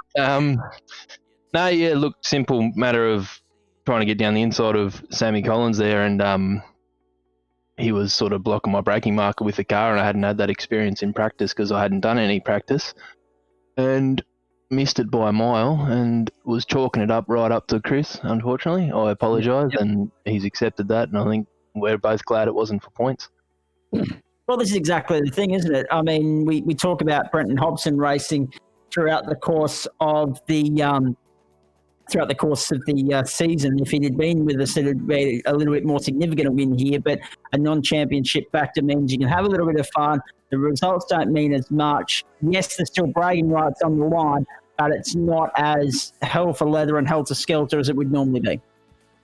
Yeah, no, it was good fun tonight, actually, to have that sort of pressure valve released a little bit. And on the point of Hobbo, I'm glad he wasn't there for the whole season. It would have been, him and Pozzy would have been off into the distance, I think. They're both absolute weapons with these cars.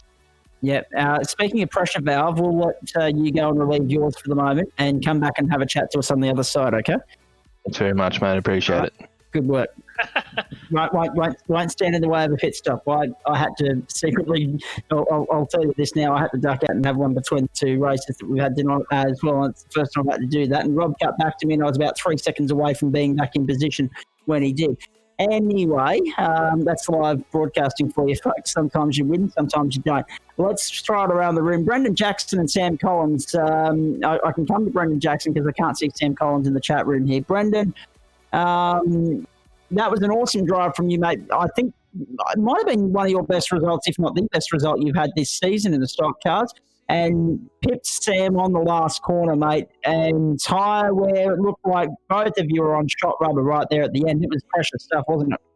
Yeah, absolutely. Had an absolute blast in this series over the last couple of weeks. Been a lot of fun. But yeah, that last stint was absolutely insane. I found through most of the race I was able to conserve my tyres really well. But then you saw towards the end, I think it was a car that was just on old tyres, and I ended up having to take a bit of evasive action on during that final stint, and that sent me back a bit, and used double my tyres to try and get back up to Sam and Trent Laves, and just didn't have the rubber to get the job done. But I mean, fortunately for me, I guess, yeah, he had that slowdown, which, I mean, I would have liked to have passed him on the track, but I'll take a spot anyway. Just like to say too, Brendan, we had some sick battles through that race. That was super fun and super clean, man. So thanks for that too. Yeah, no, that was really enjoyable. Really clean as well.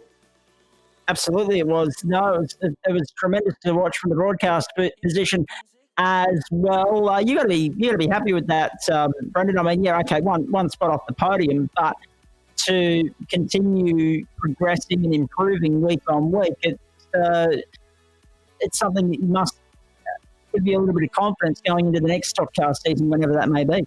Yeah, absolutely. I think it's really taught me about conserving tyres, because when I first joined the league, that was something that was really a big issue for me. Because I normally drive GT cars on iRacing with heaps of downforce, so these are completely different. And yeah, it's really taught me a lot about that. And I'm finding, because I don't have the same raw pace as some of the guys at the front, tracks like Monza are really good because I'm able to sort of use that to compensate for my lack of on-track pace. So yeah, this is a really fun league, and I'm really looking forward to what you guys do with it next time. Thank you very much for that. Let's quickly go to Paul Jansen before I come to Brendan Whitaker and Kester Ward.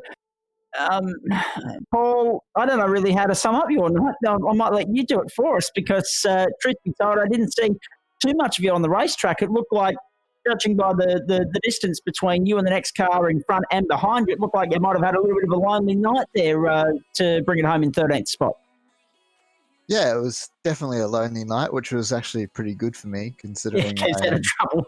Yeah, exactly. And I did the same as Trent. I didn't even go out in qualifying to do any practice at all. So I was too busy watching the Warriors and forgot about the time. Yeah, that's it. Yep. And so quickly jumped on with 20 seconds left of qualifying and went straight out to the race. And I can't drive these things at the best of times. So it was definitely just a big learning curve for me, just getting more laps in these cars and see how I was going to go. There was no peer pressure there either. Yeah, I didn't really want to race, but someone talked me into it. Well, we'll get back to that person in just a moment because we've got to get one of his teammates first. But it's interesting because when you say, getting tied up with the Warriors and not really, liking driving these cars, it's interesting. That's the great thing about sim racing. You can hone your craft and not have to worry about any bills that might be associated with the damage or mechanical wear and tear. So to be a part of this and to hone your skills, it's only going to be a good thing going forward for you as well. Yeah, exactly right. It's definitely a lot cheaper than my real race car. Well, that's it. Yeah. I managed to roll that 4 times, so I know how the repair bills come and go in the real life. So it's not fun at all. So no, this is definitely a lot better for me.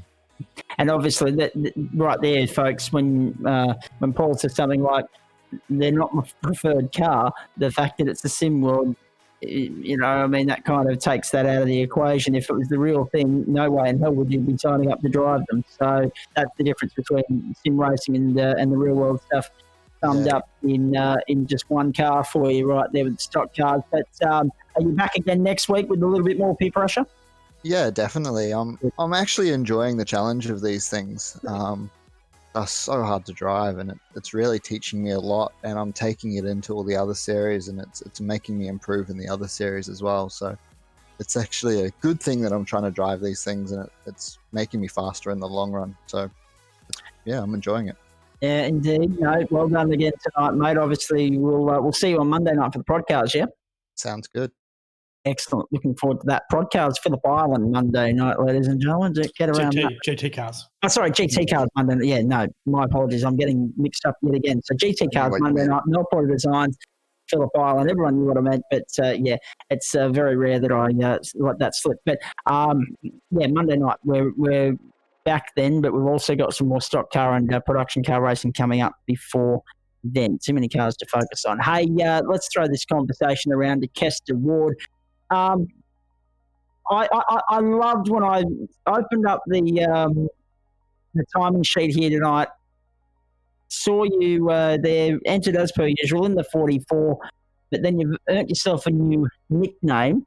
And at the risk of starting a conversation that we shouldn't be having on air, it's not political, it's not riot-based, but there's a biblical reference in your name tonight. Where did Moses come from? I didn't actually set that. That was a surprise to me when I jumped in. But apparently that's a few of the boys having a bit of a laugh that I can seem to avoid cars that are spinning or even flipping. There was in one of the GT series, I had 2 cars literally flip over the top of me. I drove straight under them and didn't get a scare of damage because they were high enough. So the boys like to make fun of me for that. I love it. How'd that work out for you tonight, though? Because it wasn't exactly the easiest night at the office, finishing down in 14. To be honest, it was working out all right. I got up to 6th, and then I actually had the same thing that Chris had happen. I got a slowdown, and it wouldn't clear, and I got a 41-second hold. And to be honest, I was about as happy with that as you are with your Energix bill at the moment. So, hey! Don't worry. I've let off some steam with them this afternoon. They come back to me and they said, "We understand how frustrated you are." I don't think they actually do. So I'm just letting that simmer for the moment, and I'll deal with that on Monday. Don't worry about that. But no, I had to let off some steam, or otherwise it might not have been a pretty broadcast tonight. Let me tell you. Apart from that, I can imagine the frustration, Kester, because 41 seconds. So where's that? Minute 24. So you would have been right there up near where Reece Goldfinch in between Reece and Chris, and Chris without 41 seconds. Well, he would have been up in the thick of that battle with Brendan Jackson and Sam Collins. It is frustrating. I guess the consolation here is that, as we've been saying for the last half hour, it wasn't a championship points paying race. No, 100%. And I think I did 3 laps in practice. It was one of those. I don't know if I can be bothered, and then thought, yeah, why not? They're a lot of fun. We'll jump in and have a crack. And it was actually a really fun track. Again, not something I would have thought to drive these around. And when the tyres go off, they get a bit skatey, but it's actually still enjoyable. Indeed. Mate, I'll come back to you very shortly. We'll throw some questions around about Auto Club and also Phillip Island, because we've got a lot of racing to look forward to as well. Maybe even have to ask you about coming to have a play with us in the podcast series and doubling up with your other teammates, because Trent and Adam seem to do that fairly well this evening. Brendan Whitaker, we haven't got to you yet. It must be nice to get one up on Chris, albeit through technical fault, none of his own. Yeah, 100%, Zach. It's always to beat him. We all know how happy I am with that. But it was unfortunate. I actually hit him when he spun as well. So it kind of sucks. I was sitting in, I think, fourth. I was on the outside of Dan you guys were very well placed. Yeah, and I thought I was actually doing quite well on fourth and just trying to look after everything. And that sort of stuffed the race up a little bit. But you get that. It's all good. Indeed. Now, I was just having a look at the result sheets here. I mean, you were a long way off fifth, but in those closing stages there, you had Damien Russman putting some pressure on. You had Todd Parks. They, of course, fell off. Todd ran into a little bit of trouble. And then you had Nick charging home and almost getting there. It was only 4/10 of a second between you in the end. Were you feeling the pressure in the closing lap too? Yeah, funny you say that, actually. I said to Christopher, he was watching where I was at, and I said, I can see Nick coming like a freight train literally behind me. And, his words were just don't let him pass. So I just stuck to that, and happy days. Sorry, Nick. It's racing, mate. I'm happy. Yeah. I enjoyed the hell out of it. Exactly. How were you on rubber at the end of the race there, mate? Because we talked to a few of the other guys, and I would have loved to have got a comment from Sam Collins about it as well, but he wasn't in the chat room. The tyre wear was a huge talking point throughout the course of this race, and that competition caution that we had midway kind of insisted, not insisted, the word that I'm looking for, kind of forced it into being a three-stop race for the majority of the field. Yeah, as Christopher said earlier, mate, we were always planning on doing a three-stopper anyway, but there's obviously a front couple of guys there. There was 3 or 4 of them were just super fast, and one lap pace I was a few tenths off them, which I was kind of happy with, but over a race distance, it's just once the tyres go, I think you see the good guys really start coming to the front. So unfortunately I went the other way, but we'll keep practicing and bounce back next week. Indeed. Hey, actually, speaking of things that we're not overly pleased about, because there are some things that we should clear the air with. Nick, I believe that was our first time certain finish tonight. Yeah, I needed one more lap, and I reckon I would have had the thumb screws into Brendan. But yes, it was our first time certain one. So I think a lot of us would have been buggered. If it was another lap. Yeah, fuel-wise, you would have been, yeah. Fuel-wise, you would have been, yeah, exactly. It would have made fun of the coffee box. Yeah, exactly. Nick needed one more lap to come through and clean everyone up. But I'm sitting here and I'm thinking, because I've been critical of time certain finishes in the past, I'm like, hang on. So what? Just to clarify for everyone, because I know there's a reason why, but I don't know the reason why, if that makes any sense whatsoever. Nick, I want some clarification on this, because obviously there was a lap number, but there was also a time number. Is there a reason in the regulations of the series that you've set up here why there is always a time number rather than just running that lap distance? Not in the regulation of the series. In the regulation of iRacing, they ask you to put laps as well as a time limit in. And I'm always trying to figure out the ultimate pace and then add a couple seconds onto that to account for pit stops. And I almost had it right, but obviously you're almost there. It's just like hiring a track. You pay for your hours. Yeah. We paid for 4 hours, and we planned it all out, and it worked out just to 4 hours. So you can only buy per hour, unfortunately. So if I reduced maybe practice by a little bit, we could have made it, but oh well. It happens. That's all good. We know for next time now. But I'm glad that it's iRacing style. I'm pinning the blame there. They can join Energex and get stuff killed today. Anyway, with Energex. Yeah, exactly. Was it Ergon, the other one? Origin. The gas bill? Origin with the gas bill. Origin, right. Yeah, fair enough. So here's the thing, right? We've opened a can of worms now, but stuff it. Okay. I'm going to try and keep this as clean and G-rated as possible, and I apologise in advance. So the last year we got a couple of estimate bills and no exact explanation why. Then we got a leaflet in the mailbox for an estimate in September saying, we couldn't guarantee that the dog was tied up. Well, there's no dog here because it's on the rental lease. I'm not allowed to have pets. Don't want pets. I have enough trouble looking after myself. And I basically blasted Alinta and Energex about this before Christmas, saying if you look in the yard, I mean, Christ, Stevie Wonder or Ray Charles could say there's no pet in the yard. What are you doing? Stop playing with yourself. Just get in there and do the meter read. So now today they've given me another leaflet. This is Energex saying we couldn't get a clear access to the meter because of vegetation or a vehicle or something else being the way. And it is the clearest path in the Southern Hemisphere. You can fit 3 Japanese sumo wrestlers through the gap in the car park between the driveway and the meter. So yeah, I've sent the rocket up them today, and not expecting a great reply either. But anyway, as I say, all I said to them, my opening line was, I know there are people desperate for employment at the moment, but it'd be nice if you got someone sober to come and do the meter reads. And we'll direct all complaints to Doadrift, care of Zach Caven. Correct. Anyway, let's get back to the car racing. I knew someone was going to just put it in my direction tonight. The racing itself has been terrific throughout the course of the season. The first rival that we had throughout the course of the actual championship was a lot of fun. I know a lot of you will now be learning Auto Club Speedway for next week. Brenton's obviously got the target on his back now. He's the man that we need to beat. Who's looking? Let's start with Kester. Auto Club Speedway. You know the oval. How familiar are you with the road course, and how much preparation goes into next week if you're not familiar with it?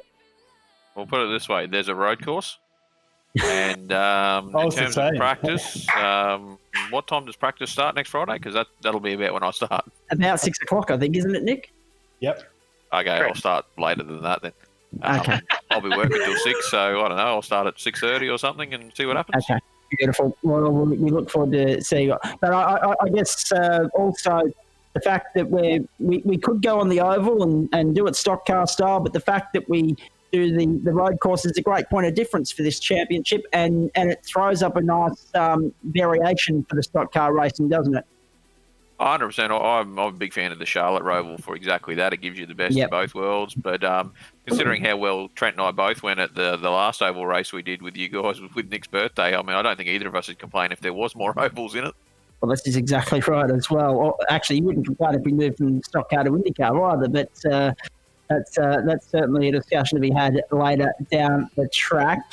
I'm just having a look. Looks like Daniel Ackland slipped out, but that's okay. We did ask him to come back. He hasn't, but that's okay. We'll press on here. Adam Lavis, talk to me about Monday night, because obviously our focus goes from stock cars to production cars, to GT cars, then back to production cars and stock cars next week. By the time next Monday night rolls around, you'll have had 3 different races and 3 completely different cars and 3 completely different circuits. How do you enjoy the juggle on a Friday night, going from a production car to a stock car, and then turning it around for a GT car on a Monday night?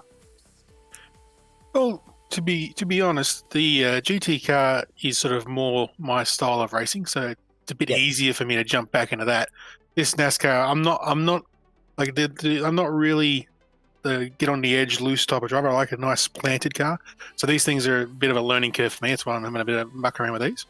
And then obviously the MX-5 is basically the first car you get in iRacing. So that's always you get a little bit of practice in that one. So, but as I said, I wasn't expecting to be on the pace as much as I was. So that was a surprise, but a pleasant one.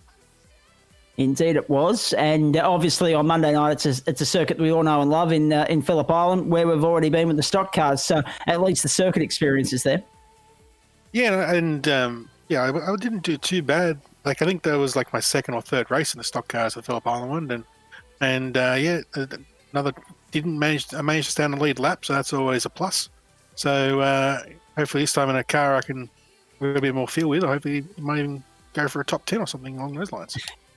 Indeed, and we'll wish you the best of luck with that. Me and Trent definitely have to make up for last week. We had a shocker. Well, this is exactly right, Trent. I was about to come to you on that note. Spa didn't go to plan. You also run into trouble there in the final lap of the stock car race earlier in the season as well, if memory serves. So there's something about that circuit and getting square that you need to tie up later on down the track. But Phillip Island, on the other hand, a circuit that we're familiar with, a circuit that we're looking forward to, GT racing round there. A little bit easier, I guess, than Spa, purely because there's a little bit less runoff area, but the trouble will be if we have the field the size of what we had on Monday night, that brings, again, more challenges given that the track isn't as long. Yeah, that's right. And I didn't even know there was a GT race on Monday. I heard about it. Apparently I was in it, but I don't remember much of it. But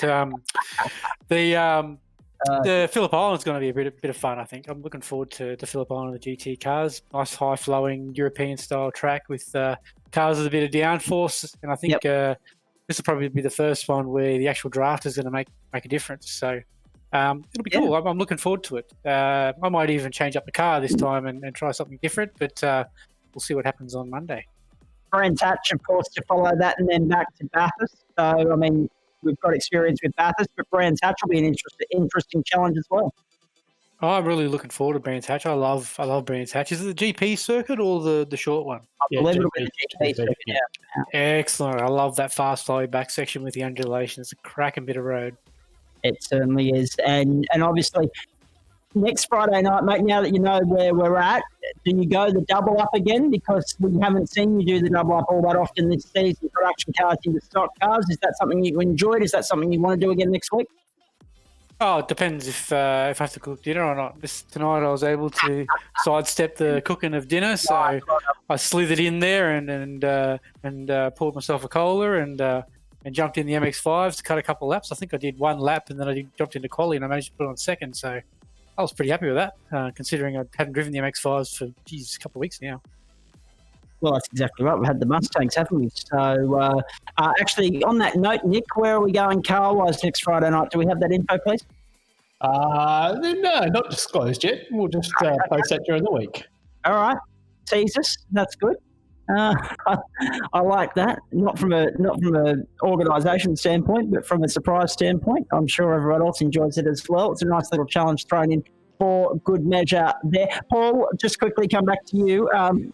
Stewards room tonight. Obviously, a little bit more work to come out of the production car race, but the stock car race relatively clean apart from that racing incident between Ackland and Whittaker at turn one, which we thought could have been a lot worse than what it turned out to be. Yeah, I think amazing driving standards, really. Stock cars, as you spoke about earlier, they're very hard cars to drive. But we were in the stewards room for about 15, 20 minutes going, wow, awesome start. Nothing we could see that we'd need to actually look at. So, great drive to all the drivers tonight. Well done. Indeed. No, absolutely. And we're looking forward to next week all the same. Reminder, of course, that even the non-championship races do have the stewards from the Gentlemen's Sim Racing Club watching over the action. And it's really picked up a level in the last 10 weeks. There's no doubt about that. What else have we got to look forward to? Is it a week-by-week tease of the circuits in terms of the production cars and the stock cars, or have we got more information regarding what's following Auto Club, Nick? Well, at the moment, it's week to week. We've got to go through it because going from here on in, we're going to try and make it at least easier for everybody and have the same circuit. Yep. Maybe not the same configuration, but the same circuit at least. That way, it's a little bit easier for everybody. I just got to pull my thumb out and actually have a good look at what's planned, and I don't think I'll make too many changes, but I might choose different configuration of circuit to what the production cars will run. For sure. Looking forward to seeing what you come up with over the next couple of weeks, mate. Of course, some circuits we know have more than one configuration, others don't. But tonight we were able to use that to our advantage, and it worked out to be a lot of fun, and we hope you've enjoyed it wherever you've been watching around the country and around the world, in fact, as per usual. Brendan Jackson, looking ahead, any other sim racing on your agenda between now and next week? No, not really. I'm quite busy with work at the moment, so this is really good. Just pop on Friday nights and have a lot of fun. I was going to say, at least someone's busy with work at the moment, but my workload's slowly building, which is a good thing because it's time that we're getting things back to normal. Chris Whitaker, what about you? Sorry, I missed that one. I said, what are we up to between now and next Friday night in terms of sim racing? Have you got any other races that you're eyeing? Well, considering I didn't know what this track is that we're running at, never heard of it, so probably that. Okay, good boy. Now, don't stitch me up with an Energex livery next Friday night. Bastard. I've been talking about it. Why do you think he was quiet? He was already started on it. Well, I wasn't surprised by that because he sent me a message this afternoon saying, if only I'd known 3 hours earlier. Thank Christ I didn't post it until about 5:30 this afternoon, my frustration, my vengeance with them. But what the livery tonight, you and Brendan, the red, white and blue, for those of us that aren't familiar with the history of stock car racing and your week-by-week livery choices, what was tonight inspired by? So tonight was my Datsun, my 240Z, the livery that we run on that, which is a knockoff basically of one of the old BRE cars that Newman used to drive. So and then Brendan we flipped the red and the blue and it looked all right, so went with that. So yeah, just sort of continuing on from the rest of the ones that we'd run for the main season, and obviously missed out on running the Z when we did the FU Cancer livery instead. So let's throw it in there somewhere. So you'll have to get that in there next week, and then you can forget about Energex, which will be really, really good for all concerned. We've got a couple of options for next week, mate. I thought you might. Stitched up completely. Hey, that's been good fun watching the livery work that you guys have put in throughout the course of the season. One of the things, though, and we've touched on this a few times, but I think it's important that we touch on it again because people talk to me about.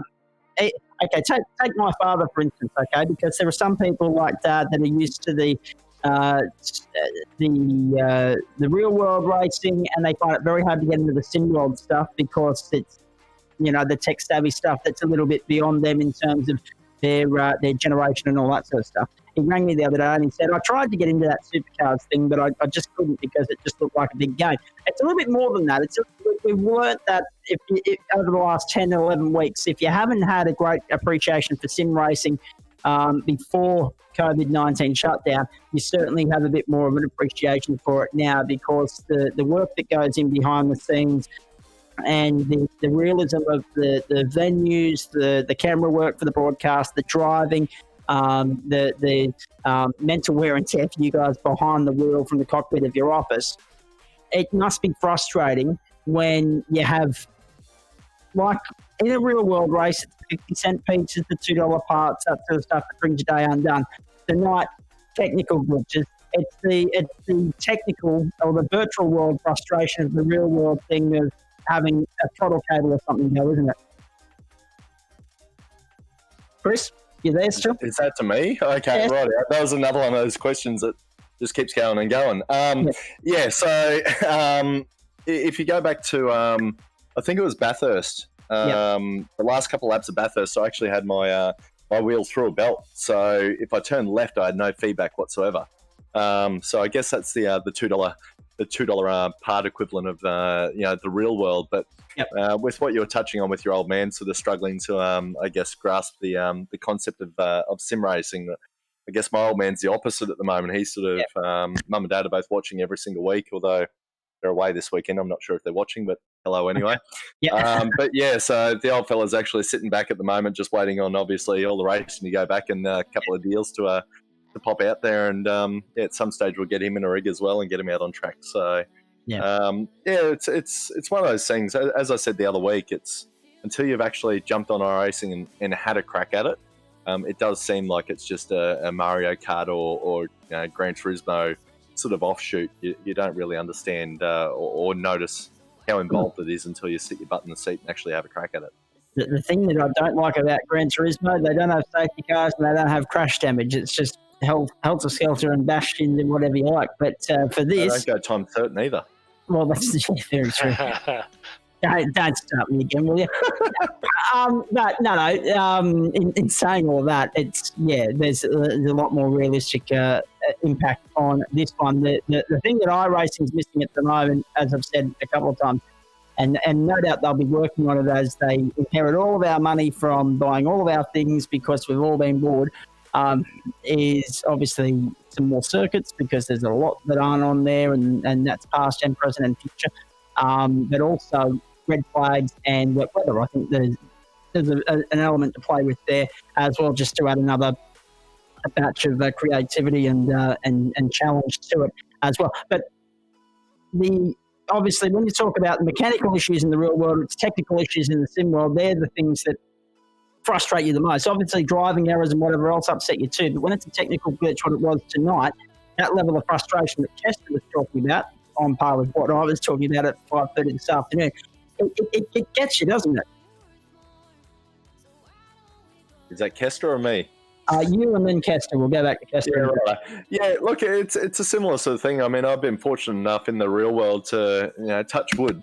I haven't actually had that instance in the in the cars. I mean, in karts, okay. Back in the day, I had a couple of little bits and pieces here and there, but I've been fortunate enough that the car's been prepped well, so we haven't run into those issues. But I mean, in the sim world, throughout the season, I had a couple of issues with internet connections and bits and pieces like that, which you probably didn't actually see it sort of drop out because at the time I was further back in the field, unlike old Posy last week. But consider, exactly that. What happened with Posy last week was probably a prime example of it. I mean, that potentially could have cost him the championship if it had dropped out and kicked him out. And watching the replay, it was pretty close to it as well. So yeah, exactly. Brendan's had a few issues through the season as well. He's on all my old gear, so old G25, and it was dropping out and doing funky things with the.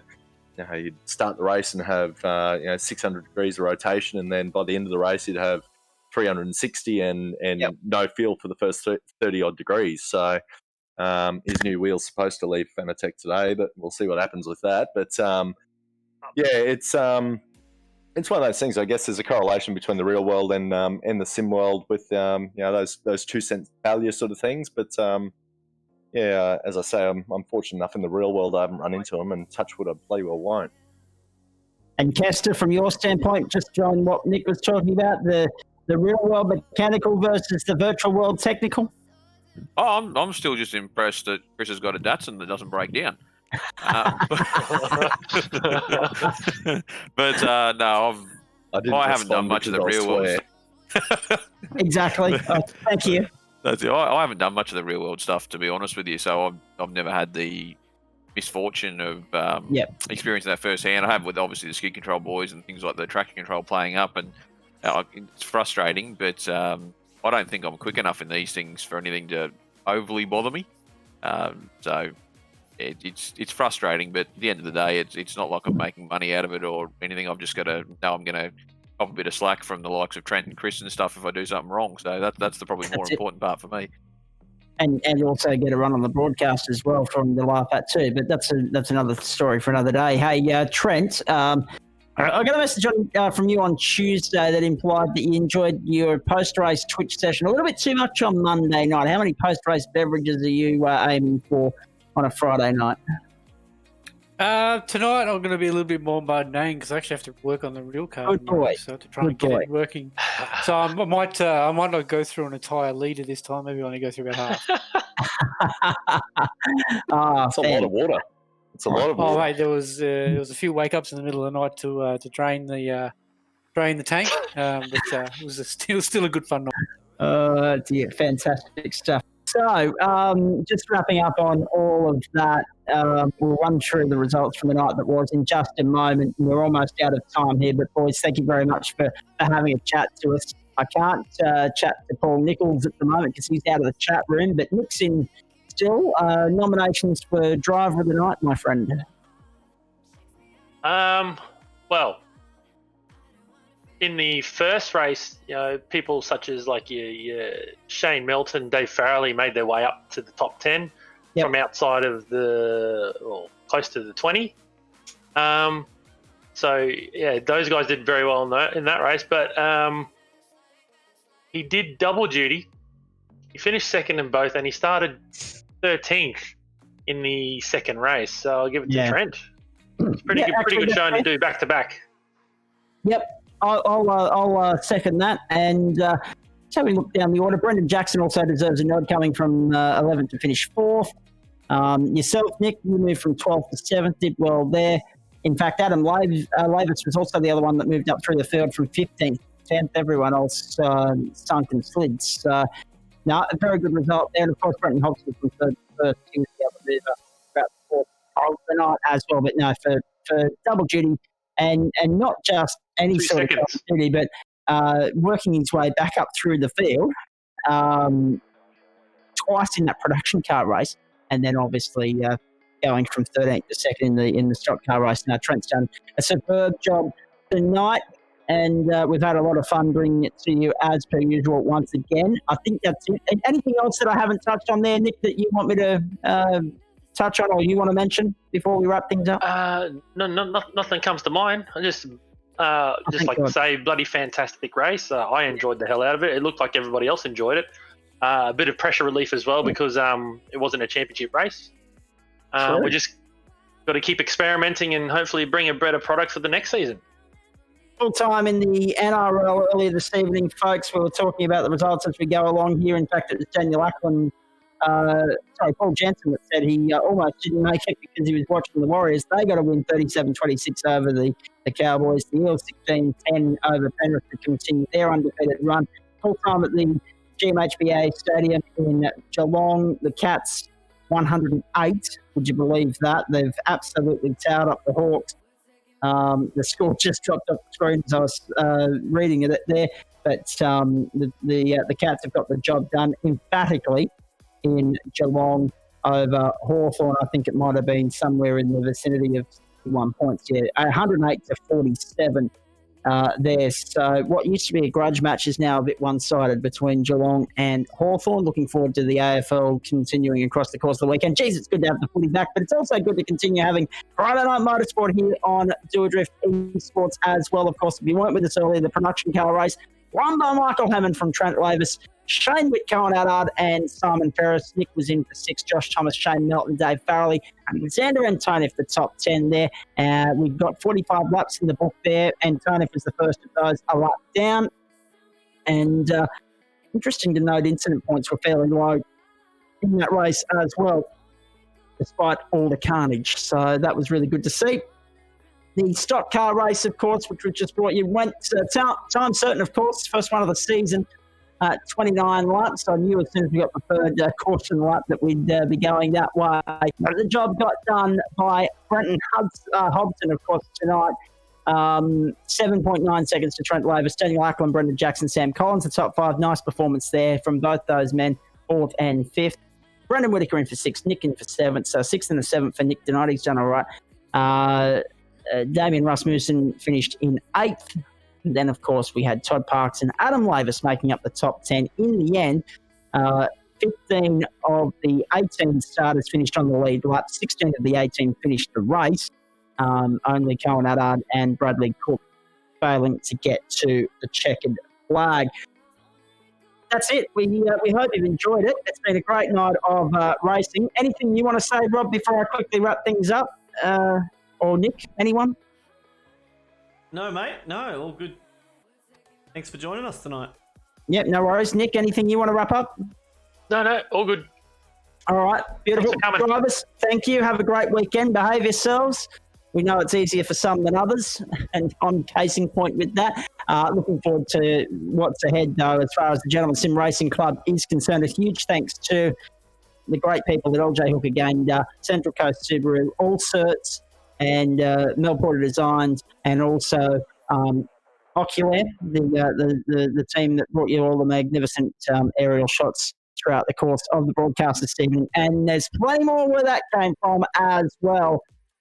An Australian GT race finally on Monday night. Looking forward to this. Mel Porter Designs GT Championship heads to the Phillip Island Grand Prix circuit in Victoria, expecting a sellout grid there because of the interest in that series. It's been incredible thus far. We had nearly 60 starters at the Spa-Francorchamps circuit in Belgium on Monday night. We're expecting a huge field here on Monday night at Phillip Island, and we look forward to your company from 8:30 Eastern time for that. Do join us, 45-minute race, full post-race show and the bit hard to bring your qualifying with that series given the way it's being operated at the moment because of the interest in the series. They're running 2 servers and then bringing everyone into a broadcast server for our TV production, so or YouTube or whatever it is that we're doing. So looking forward to all of that on Monday night. Race, post-race coverage there in full and commercial free for you as well. On the subject of great racing, have a look at this. Next Friday night, Auto Club Speedway, California, if you don't mind. It'll be production cars and stock cars on the Roval there at the Auto Club Speedway in California. So looking forward to all of that. Don't forget to like Doadrift Esports on Facebook. Follow the page on Twitch. Subscribe to the YouTube channel as well. Doadrift Esports bringing you all the action for the Gentleman Sim Racing Club. Not just the production cars and the stock cars, but also the GT cars as well. We hope you've enjoyed the broadcast this evening. A lot to look forward to. Again, from the team here, we say all the best to the great people. Actually, I've just got a message here saying more Nick. So is there something I need to go to you here? No. Okay, no, that's all right. I just thought, hang on, have I not used you enough tonight? No, it's a bit hard to talk to you while you're in the race. So anyway, doesn't matter. I was just going to say quickly before we wrap things up, virtual 24 hours of Le Mans this weekend. Gentlemen Sim Racing Club do have an entry, so we wish the boys there the very best of luck at the Circuit de la Sarthe. And is there a way that we can watch that online, Nick, across the course of the weekend? Possibly. I guess worst case scenario, if you can find somebody who's in the car who's streaming. Okay. Cool. But worst case scenario, if you've got iRacing, you can just jump on and watch their split. Perfect. We're looking forward to that immensely. Circuit de la Sarthe, 24 hours virtual, and a lot of weary eyes come Sunday afternoon, Sunday night. There will be no doubt about that. But our best of luck to everyone competing in that throughout the course of the weekend. And, of course, Doadrift Esports will have the Blendline series continuing on Tuesday night as well. So lots more virtual motorsport coming your way before we get back into the real thing. Good luck to those of you in Sydney that are getting back into the real thing tomorrow. Of course, at Sydney Motorsport Park, the Motor Racing Australia meeting for Terry Danovan and his crew. And, of course, those of us up here in Queensland, we just continue to twiddle our thumbs and wait. But, no, there's some good news coming with regards to that in due course. On behalf of Paul Nichols, Robert Hazelden, Nick, and the entire team that have brought you Friday Night Motorsport and Doadrift Esports, we hope you've enjoyed our coverage. And thanks to everyone that's tuned in right around the country, right around the world this weekend. We look forward to your company on Monday night, Mel Porter Designs GT Series, Phillip Island. Until then, have a great weekend and bye.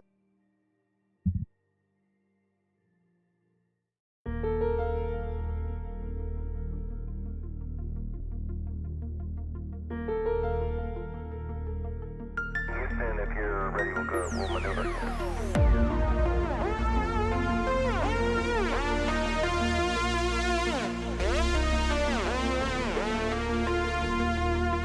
Reaching out.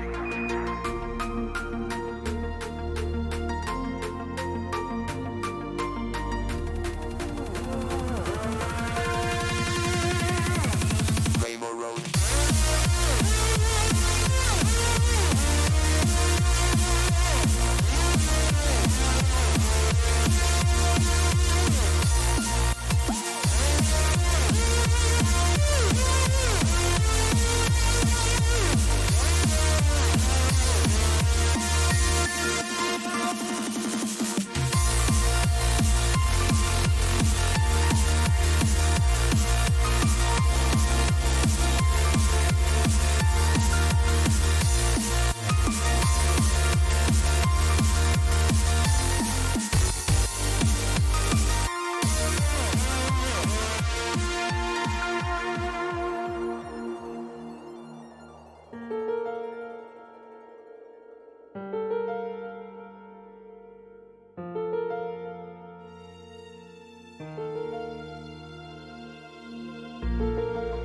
There is no place and no moment in history where I could stand and say, oh, it begins.